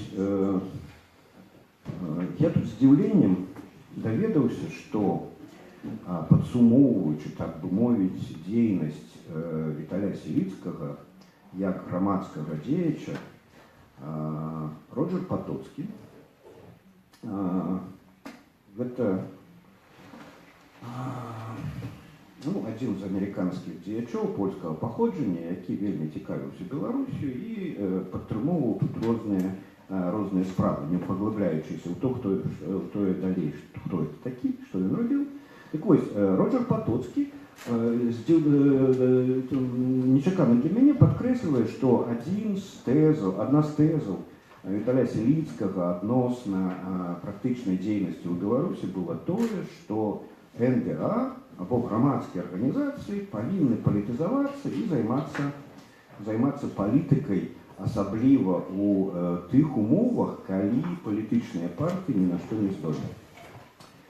Тое, што палітычныя партыі згубілі актуальнасць, было зразумела ў 97 годзе. На пачатку 97 года, калі найбольш кемлівыя людзі в Беларусі адышлі ад шоку лістападаўскага дзяржаўнага перавароту і пачалі думаць і разумець, што і як адбываецца, што трэба рабіць. І вось на той момант было зразумела, што ўжо палітычныя партыі ніколі не аднавяць сваёй місіі, ролі ў беларускім грамадстве, ніколі маецца на ўвазе на той перыяд аўтарытарызму прэвентыўнага ці там якога, мне там зусім не цікавіць гэтыя ўсе назвы, султанізмы, банапартызмы і так далей. Аўтарытарызм, які ўсталяваўся ў нашай краіне, да таго часу, пакуль ён будзе ў сіле, палітычныя партыі гэта сімуляк, камуфляж. А вось грамадская дзейнасць, культурная дзейнасць, яна па-ранейшаму на той момант яшчэ была магчымая, таму пачаўся такі рух па стварэнню. Вось тады стварылася асамблея неўрадавых арганізацыяў, тады стварылася весна 96, тады стварылася, і там пачаў актыўна дзейнічаць Хельсінскі камітэт, і так далей. І ў тым ліку Хартія 97 стваралася вось на гэтай хвалі, на гребні гэтай хвалі перахоплівання ініцыятывы ад палітычных партыяў неўрадавымі арганізацыямі. І вось калі, нарэшце, сітуацыя стала цалкам яснай і зразумелай. Пасля паразы 2006 года плошчы, пасля кароткай лібералізацыі, нібыта там нават дэмакратызацыі, якая супала са стварэннем ініцыятывы, польска-шведскай ініцыятывы, а потым ініцыятывы еўразвязу, усходняе партнёрства. Вось гэты момант стало зразумела, што партыі ўжо не могуць уплываць на сітуацыю, а вось трэці сектар, неўрадавыя арганізацыі, грамадзянская супольнасць будуць здольны. В гэты момант у нас з Віталем Сіліцкім адбываецца канфлікт. Канфлікт непаразумення, звязаныя са стварэннем нацыянальнай платформы грамадзянскай супольнасці. На жаль, я думаю, што, як і ранейшыя нашыя канфлікты і непаразуменні, ён быў бы вырашаны, так ці інакш мы б зразумелі, бо у нас цалкам агульныя ідэйныя светапоглядныя падставы. У нас цалкам узважаны і супадаючы погляд на дыктатуру, гэты аўтарытарызм, на палітычных дзеячоў, якіх мы падрабязна разбіралі з Віталём і так далей, у нас разыходжанні былі менавіта дзейнасныя, практычныя. Што рабіць, як рабіць, праз якія структуры, праз якія арганізаванасці і так далей. Конечно, параўнаць Еўра-Беларусь со сваімі магчымасцямі і БІС со сваімі магчымасцямі не так проста, бо мы хоць і былі найбольш на той момант буйнымі недзяржаўнымі арганізацыямі, самымі актыўнымі. Можа, не самымі буйнымі, але ж самымі актыўнымі. І менавіта ад нашага хаўрусу ці ад нашага паразумення шмат што залежала. Так ці інакш, пакуль Віталь быў жывы, мы знаходзілі паразуменне. І не абавязкова праз каньяк, які мы абодва любілі за размоваю пацягнуць, а проста па супадзенню светапоглядных нейкіх рэчаў, і па супадзенню каштоўнасных падыходаў да гэтага. Дэмакратызацыя, беларусізацыя і так далей. І хоць нашыя праграмныя нейкія захады не вельмі супадалі, бо Віталь быў все ж таки прадстаўніком у БІСе. Ён быў дырэктарам, а ў БІСа яшчэ была рада, складаючыся таксама з вельмі ўплывовых і аўтарытэтных людзей. І у БІСе свая палітыка ўнутраная, таксама як у нас в Беларусі, Еўра-Беларусі. І прыходзілася проста ўзгадняць шмат якія рэчы. На жаль, потым Віталь захварэў, вельмі рана памёр, і вось тады, калі адбываліся найбольш істотныя падзеі, звязаныя з кансалідацыяй грамадзянскай супольнасці праз ініцыятыву ўсходняга партнёрства ў выглядзе гэтай нацыянальнай платформы, у БІСе ўжо было іншае кіраўніцтва, з якім я не меў ніякага паразумення. Ні я, ні мае калегі па Еўра-Беларусі. І ў гэтым сэнсе, не зважаючы на спадчыну паліталагічную, літаратурную, скажем так, я вельмі шаную Віталя як практыка, і асабліва ў параўнанні з тымі, хто прыходзіць яму на змену, ці хто там быў побач і так далей. Як калісьці Плеханаў назваў свой артыкул о ролі лічнасці в історії. Вось ведаеце, адна з праблемаў Беларусі у тым, што з аднаго боку у нас ёсць выбітныя асобы, выбітныя персанажы, на якіх мы амаль молімся, ці часткамі насельніцтва, сакралізаваныя, якіх не трэба кранаць, чапаць, яны заўсёды праўду кажуць і так далей. А з другого боку, мы увогуле не шануем і не арыентуемся, не разумеем, наколькі асоба, асабліва калі яна апынаецца на сваім месцы, можа штосьці зрабіць.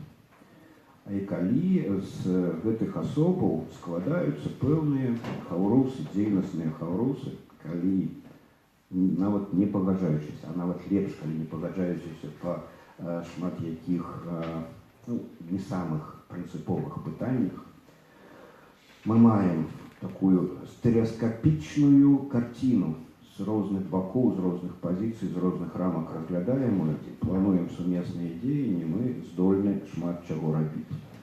Вось тут зноў жа узгадвалі такую практычную рэч, як policy paper, і чамусьці, пакуль абмяркоўвалася наколькі праз гэтае policy paper мы здольныя, незалежная супольнасць, экспертнасць, аналітычна ўплываць на дзяржаву.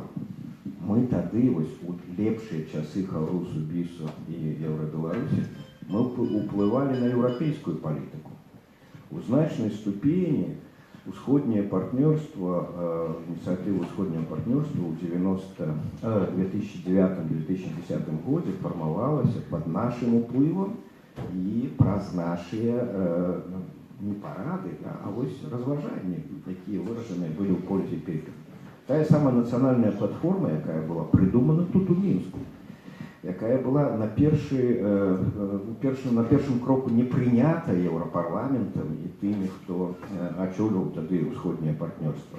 Мы яе прадавілі супольнай дзейнасцю, супольнай працай, і яна потым ужо была раілася і распаўсюджвалася на іншыя краіны ўсходняга партнёрства.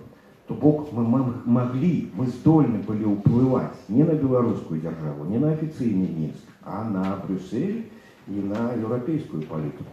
Калі мы можам гэта рабіць на еўрапейскую палітыку, то зразумела, што гэта галоўным чыннікам гэтага з'яўляецца ўсё ж таки дэмакратычная падбудова еўразвязу, дэмакратычная, свабодная, плюралістычная і так далей, і там все гэтыя механізмы працуюць. У нашым грамадстве гэта не працуе, гэта зразумела, але ж тым не менш, не працуе яно шмат у чым не з-за таго, што тут аўтарытарызм, а з-за таго, што мы не маем моцы, сілы, еднасці і салідарнасці. Таму і вось пра ролю лічнасці ў гісторыі у нашым грамадстве і пра вось гэтую славутую салідарнасць. Ведаеце, мы вельмі шмат надаем увагі розным квазітэарэтычным пабудовам, шматлікім тэкстам і далей. Хоць практычна можна дамаўляцца на вельмі катэгарычных тэзах без вось гэтага шматлікага на шмат аркушаў старонак рассусольвання паліталагічнага там ці нейкага яшчэ. Сучасная практыка абавязкова патрабуе велізарнай тэарэтычнай падрыхтоўкі.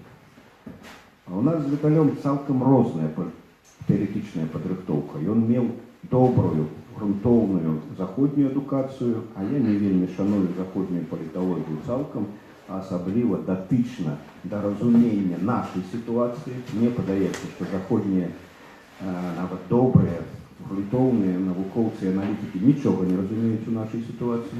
Нам трэба сваю выбудоўваць тэорыю тэарэтычную на мадэлі таго ўсяго. Но без гэтага немагчыма прымаць канкрэтных практычных рашэнняў. Але ж калі гэта тэорія ради тэоріі, дзеля пошука там добрага вызначэння прэвентыўны гэта аўтарытарызм ці маніпулятыўны, ці там нейкі яшчэ, ці султанізм, ці там штосьці яшчэ, гэта арганізаваная злачынная групоўка. Як бы яе не называлі, злачыннасць гэтай групоўкі ад гэтага не зменіцца. Менавіта да гэтага трэба так і ставіцца, гэта практычнае стаўленне. І тады галоўным пытаннем, калі мы вызначаемся з гэтым такім чынам, становіцца, а як там нам у гэтым жыць? І вось Віталь, вярнуўшыся са сваіх еўрапейскіх і амерыканскіх імперыяў, дзе ён займаўся чыстай навукай сюды, практычна вырашаў для сябе гэтае пытанне, а як тут жыць? Жыць свабоднаму, мыслячаму чалавеку. І пакуль мы кожны для сябе не вырашым гэтае пытанне асабіста, не знойдзем аналагічных асобаў, якія таксама вырашаюць гэтае пытанне, можа, трохі іншым чынам, нам вельмі цяжка будзе усталяваць салідарнасць і паразуменне паміж сабой. Дзякуй. Шановні сябры, у нас ёсць невялікі час для пытанняў і напэўна мы не будзем прымаць рэплікі, бо калі рэпліка, то каля ласка ўжо прыватна пасля заканчэння імпрэзы зліваеце душу. Колькі? 3-5 пытанняў, колькі мы возьмем на галаву? Ну, зыходзім з таго, што у нас 10 ад сілы 15 хвілінаў, каб завершыць сённяшняе мерапрыемства. Будзем голасам ці мне бегаць да вас з мікрафонам? Вы ўжо пабеглі, добра? Сергей, у меня очень короткий вопрос. Как вы считаете, книжка Виталия Косинского не стала ли актуальнее сейчас больше, чем тогда, когда она писалась? А до кого питання? Так, кто ответит? Дякую. Наступне питання. Ви хотіли? Так, тут вот було питання.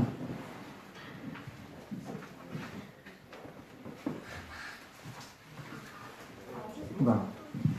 У меня питання до спадара Петра Рудковского. Ви з самого початку сказали, що ваше ставлення до авторитаризму – це питання відкрите. Так не может быть.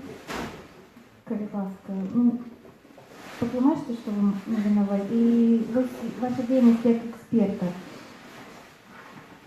Ну, что значит распрацовка неких рекомендаций для державы, яка відповідно не збирається їх приймати? І що ви там? І ще вплив на політичний клімат. Так само, я не бачу політичного клімату. Я живу в цій країні, мені болить, і може бути сконцентруватися на тим, що казав господар Владимир Максимович, на тем, как показать просто, где мы живем и что с этим робити. Дякую. Будь ласка, чи є ще питання? В цьому стокі два питання. Ось ще питання зліва. Будь ласка. Нема жадаючи, хто я спитаюся. Дякую за цікаве розважання. У мене питання, можливо, до господара Валера. Ви пригадали, що у 2009 году почалося таке помішання хвалі демократизації, у тому ліку в бок Білорусі, і зв'язали з шановним Бараком Обама і при всьому моїм добрим ставленням там, до Сполучених Штатів і особи Барака Обами. Мені здається, він не один такий актор, який повпливав на демократизацію і сполучительну демократизацію, пробачте, хвалююся. Ось питання, чи може слушніше буде зв'язати таку спад хвалі з економічними якими причинами у ті ж роки, які були у різних країнах. Дякую. Так, чи є ще питання? Ага, Андрій Ляхович. Дякую. Тут у нас конец 2017 года, правда, можно подвести полные выники, и не только этого года, ну и у нас такая тема конференции, то питання мені наступне. Що є такого установчого за 23 годы белорусского лукашенковского авторитаризму, ці это цілком такий згублений час, де нема нічого такого становчого, нема ніяких становчих виників. Велике дякую. Ну і на цьому, мабуть, все, бо принаймні більш піднятих рук я не бачу. Олесь, давайте вы починаете отказывать. На то у нас книги, а может быть и 2009 года, можно на становчости. Книгу я сапраўды раю читать, и я 3 годы тому над ёй амаль год працаваў, вычытваючы пераклады. Я лічу, што яна актуальная, тым больш, што яна дазваляе взять дистанцию, зараз взять дистанцию. Мы все живем у гэтым грамадстве, так? І так ці інакш мы эмацыйна на штосьці рэагуем. А там вельмі часто ёсць вельмі такі канкрэтны рацыянальны аналіз таго, што адбылося. І кажу, часам мои эмоцыі крычалі не, і я вельмі люблю Віталя, і мы вельмі часто спрачаліся, згаджаліся. Ну і сапраўды, асабліва для моладзі, тымі, хто цікавіцца палітыкай Беларусі, гэта, як кажуць па-англійску, must read. Варта гэта прачытаць, бо так ці інакш, і ўжо адказваючы на пытанне Андрея Ляховича, мы живем тут и зараз. 23 гады незалежнага існавання Беларусі, гэта ўжо ёсць дасягненнем, так? Насуперак ці дзякуючы камусьці, але гэта ёсць фактам.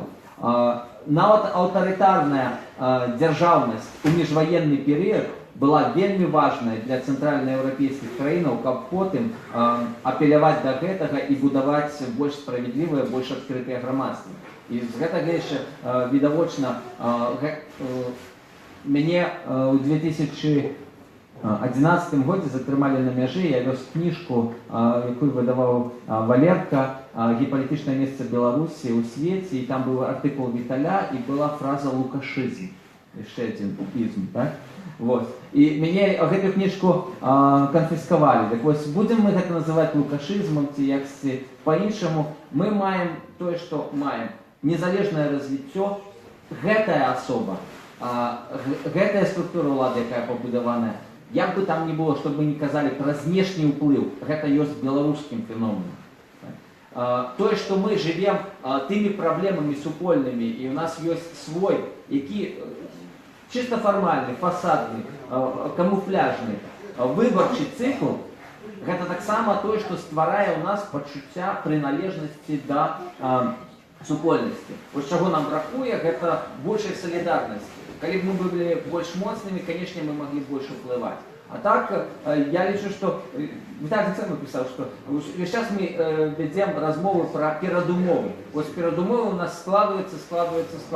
А калі мы з іх скарыстаем напоўніцу, гэта пытанне застаецца адкрытым. Ну і адносна дэмакратычнай рэцэсіі. Справды, Ларри Даймонд, я яго цытаваў, у сваім артыкуле напісаў, што з 2009 года менш пачалі, ну, першае, што адназначна было заўважана, што менш палітычных рэжымаў, якія можна кваліфікаваць як дэмакраты. Ну і тут, што можна сказаць пра амерыканскую ці заходнюю палітыку адносна прасоўвання дэмакратыі? Ведаеце, адносна Абамы. Вось тут ляжыць іншая кніжка, і гэта быў сябра Віталя Майкл Макфол, можа ведаеце, ён быў амбасадарам США у Расіі, і потым і быў дарадцам у тыя часы, якраз дарадцам Барака Абамы па пытаннях нацыянальнай бяспекі, па пытаннях адносінаў з Расіяй. Дык вось, ён нават у сваім даследаванні, кніжка называецца «Прасоўванне дэмакратыі звонку», так? Нават у сваім даследаванні ён кажа, што у амерыканцаў прасоўванне дэмакратыі ніколі не стаяла прыярытэтам нумар 1 за ўсю гісторыю, прыярытэтам нумар 1. Гэта адзін з прыярытэтаў, так? І, магчыма, з большымі эканамічнымі праблемамі, можа быць, з большай цікавасцю да ўнутраных праблемаў, гэты прыярытэт яшчэ далей і далей адсоўваўся назад. То бок, немагчыма сказаць, што змяніўся хтосьці на чале адміністрацыі ў Злучаных Штатах і ўсё раптоўна памянялася. Але, тым не менш, мы можам заўважаць пэўную тэндэнцыю.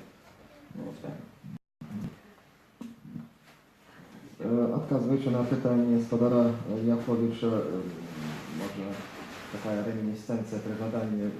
Приблизно 10 год тому подобное питання було задано Андрею Диньку, і він шокировал демократичную супольность своим отказом. Питание было такое, чи могли б назвать нечто становчее Лукашенко, он сказал, что это Не Лукашенко, а за гэты час. За гэты час аўтарытарызму, а калі говорим аўтарытарызму, Лукашенко назвал, что это политика рационального раскладу и что не любит проливать кровь. Это было 10 год назад, як казал Валерий Булгаков, зусім іншая эпоха. Теперь есть подставы сказать нечто такое и нават подкреслено. Менавіта незалежнасць і мір.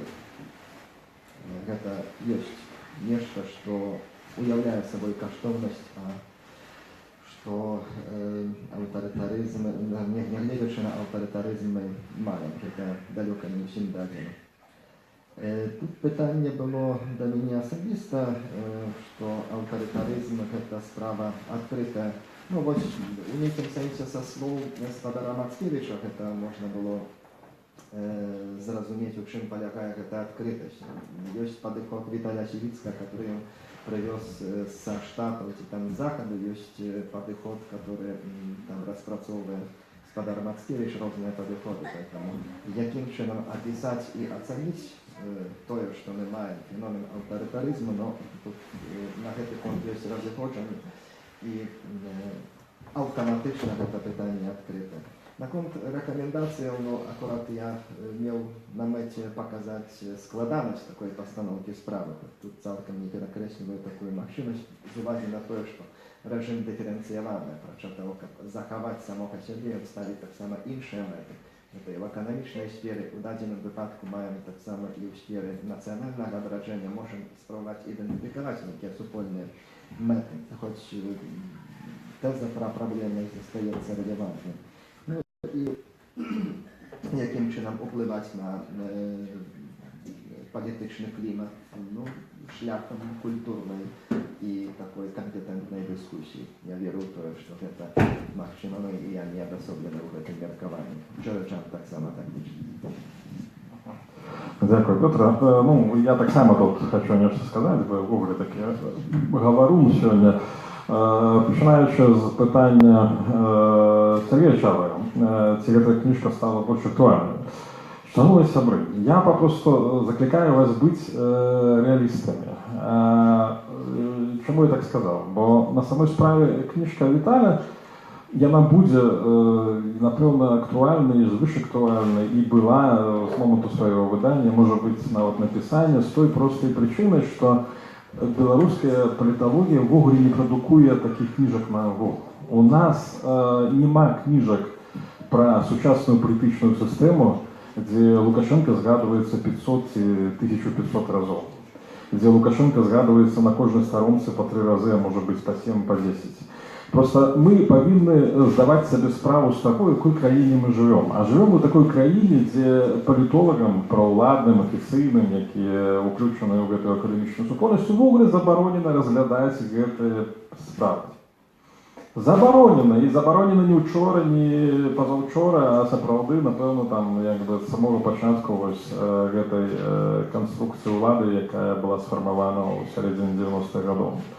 Таму, калі браць такі хадавы, ведаеце, выраз з расійскай літаратуры 19 стагоддзя, гэта луч света в цёмным царстве. Папросту, з той простай прычыны, што як бы у нас сапраўды вельмі часта шмат балталогіі, нейкіх звяржэнняў там у сацыяльных сетках і ў сродках масавай інфармацыі, але толковых, грунтоўных прац, прысвечаных, напрыклад, фармаванню лукашэнкаўскага рэжыма, а яшчэ больш, чым ведаеце цікавостка гэтай кніжкі, чым яна адрозніваецца ад пісання беларускіх аўтараў. Бо сам фокус даследчы, ён не стандартны для беларускага гісторыка. Напрыклад, Владзімир Мацкевіч хваліў Андрэя Казакевіча, таксама захапляюся Казакевічавымі працамі, больш за то, я іх публікатар, здаецца, з 2003 года, як толькі пазнаёміўся, адразу захапіўся. Але беларускія аўтары не так не пішуць, як пісаў Віталь. Яны не пішуць таму, што для гэтага папросту трэба рабіць нейкі фенаменальны аб'ём работы. Што маецца на ўвазе? Віталь займаецца паліталагічнай кампаратывістыкай. Ён не проста разглядае, прычым праз такую, ведаеце, пазвычайную лупу беларускі рэжым. Ён разглядае вельмі дакладна, скрупулёзна ў параўнанні з рэжымам, пра які шаравой беларус увогуле нічога не ведае. Пача таго, што ёсць вот нейкі там, можа быць, дана, ведаеце, тут холдинг, будаўнічая кампанія, якая нейкім чынам была афіляваная з полісемейкерамі сербскімі, ярослаўскімі канца 90-х, пачатку 2000-х гадоў. Таму гэтая праца, разумееце, яна не мае прэцэдэнтаў, яна не будзе доўга мець ніякіх прэцэдэнтаў, потому што, па-першае, яна навуковая праца, прысвечаная фармаванню, канструяванню лукашэнкаўскага рэжыму, па-другое, яна кампаратывісцкая праца, дзе ёсць мінімум так бы мовіць, дзве авансцэны, Беларусь і Сербія. І прычым ёсць дадатковыя авансцэны.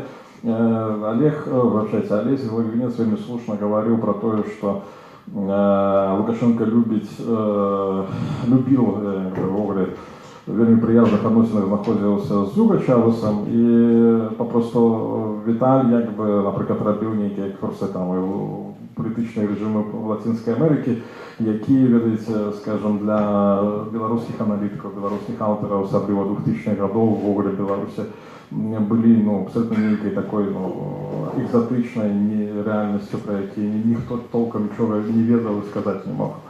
Таму гэтая праца, разумееце, як бы яна з раду вон выхадзящая, яна унікальная, папросту, бо яна як бы была напісаная, гэта грунтоўная праца, гэтая праца, якая папросту на тэму, якая ёсць, была і, напэўна, нейкі час будзе забароненая.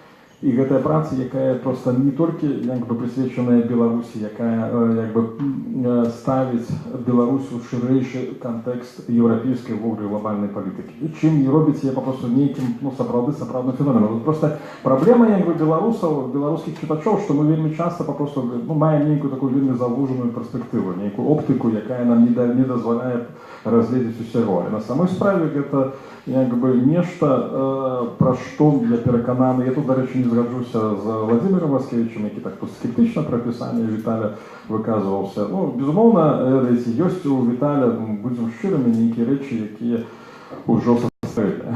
Але вот тое, пра што я сказаў, па-мойму, як бы робіць гэтую книгу, гэтую работу неуміручай, прынамсі, ведаеце, для нашага пакалення, можа быць, папросту для пакалення людзей, якія прыйдуць на змену нам. А нічога вечнага не бывае, ведаеце. Ніхто не ведае, што будзе ў 30-м ці ў 40-м, знаеце, стагоддзе, калі будзеш род чалавечы тады. Другое пытанне, на якое я, напэўна, адкажу, бо трэба закругляцца, 5 хвілінаў. І апошняе. Гэта апошняе пытанне, якое задаў Андрей Ляхович пра дасягненні і здабыткі. Ну, ведаеце, я скарыстаюся украінскай метафорай. Яна досыць такая, ведаеце, уласцівая украінцам, і перанясу яе на беларускі грунт. Просто я не хочу говорить про мир, стабильность, ведаеце, про там добробыт, ну, бо для одних добробыт и мир, для когось, ведаеце, не мир и не добробыт. Я хочу слово, як бы, моё крэсленне гэтых 23 там ці колькі гадоў, гэта просто антракт у беларускай драме. Что попросту ситуация, як бы, якая штучно замороженная, что основные конфликты, культурные конфликты, экономічныя супярэчнасці, палітычныя нейкія адносіны, яны не вырашаныя, а просто яны замороженыя. Ведаеце, просто методом глыбіннай заморозки. І калі, як бы, гэтыя, як бы, вот, все гэтыя клубкі, вот, гэтых супярэчнасцяў, попросту, яны пад уздзеяннем, як бы, палітычнай адыгі зноў выйдуць на паверхню, як бы нейкія выбухападобныя сітуацыі, яны непазбежныя. Таму я, ведаеце, тут не аптыміст і не песіміст, нешта можа быць папросту замерзне так, што яно ўжо не адродзіцца ні нагу, але тое, што пэўная, як бы, дэструктыўная спадчына, як бы, яна ёсць, мы я адчуваем, яна безумоўна будзе прызначаць нашу будучыню, для мяне гэта, як бы, на жаль, ну, рэч больш-менш відавочна. Ну, а про 2009 год и Обаму тогда уже можно приватно. Дякую. Я лічу істотним питання Андрія Ляховича, і тому тільки на їм засероджуся, некілька слов літерально. Я користаюся концептом авторитаризму з 1988 года, коли ще концепція Неграняна і Клямкіна про то, что переход от тоталитаризму до демократии полягає праз аўтарытарызм. И далее обмяркоўваецца, что магчыма. Этого не минуты, да, ніяк. Это не закон, як закон природы, але ж тым не менш это такі прынцып, да, такая паслядоўнасць павінна быць. Але ж ці ёсць штосьці добрае ў аўтарытарызме? Ёсць. Пад ціскам аўтарытарнай дыктатуры выспявае культура. І вы ведаеце, ёсць такая рэч, як аберацыя гістарычнай блізасці ці дальнасці. Калі блізкія рэчы мы не разумеем у іх гістарычнай вартасці.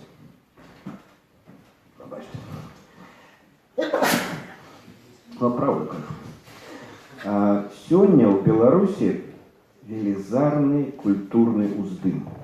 Гэта тычыцца і літаратуры, это часткова тычыцца тэатру, уяўленчага мастацтва, філасофіі і нават паліталогіі. Калі верыць Валерке Булгакову, які лепш ведае творчасць Віталя. І гэты ўздым нам вельмі цяжка сучаснікам цэніць. Гэта зараз знаходзіцца пад прэсам. Яно схаванае. Тое, што вырываецца час ад часу на паверхню, напрыклад, праз прэміі. Мы ўсе незадаволеныя тым, што адбываецца ў прэміі Гідровіца там ці дзесьці яшчэ. Але ж калі пачытаць вось тое, што высоўваецца на намінацыі, это выдатная літаратура. Культурнае жыццё у нас вельмі і вельмі істотнае.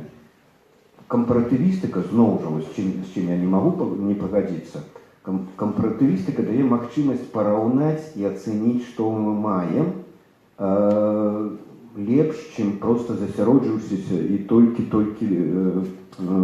корпаючыся ў тым, што тут ёсць. Таксама трэба не кампаратывістыку, а такую оптыку гістарычную мець. Калі мы паглядзім на тое, што адбываецца сёння ў культурным жыцці Беларусі, паспрабаваць паглядзець на гэта звонку, з будучыні.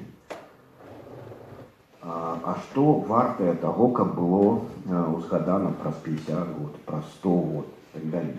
І думаю, што вось параўнанні з тым, што было 100 год таму на пачатак стварэння БНР і тое, што застанецца ад нашага часу праз 100 год, мы, можа, лепш зразумеем. Тое, што пад гэтым аўтарытарным ціскам прарастае, квітнее і адбываецца. І гэта трэба шанаваць. А нашы комплексы просто не дазваляюць нам гэтага рабіць, не дазваляюць нам убачыць таго, што ёсць вартае вось прямо сёння і зараз тут у нашай краіне.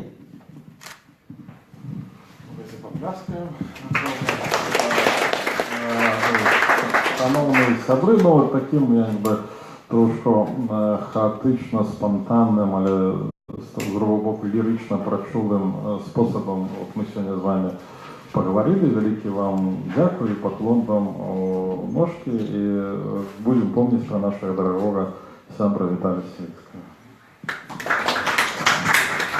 Ну, як я казав, ось там ёсць кніжкі, якія яшчэ можна сабе ўзяць.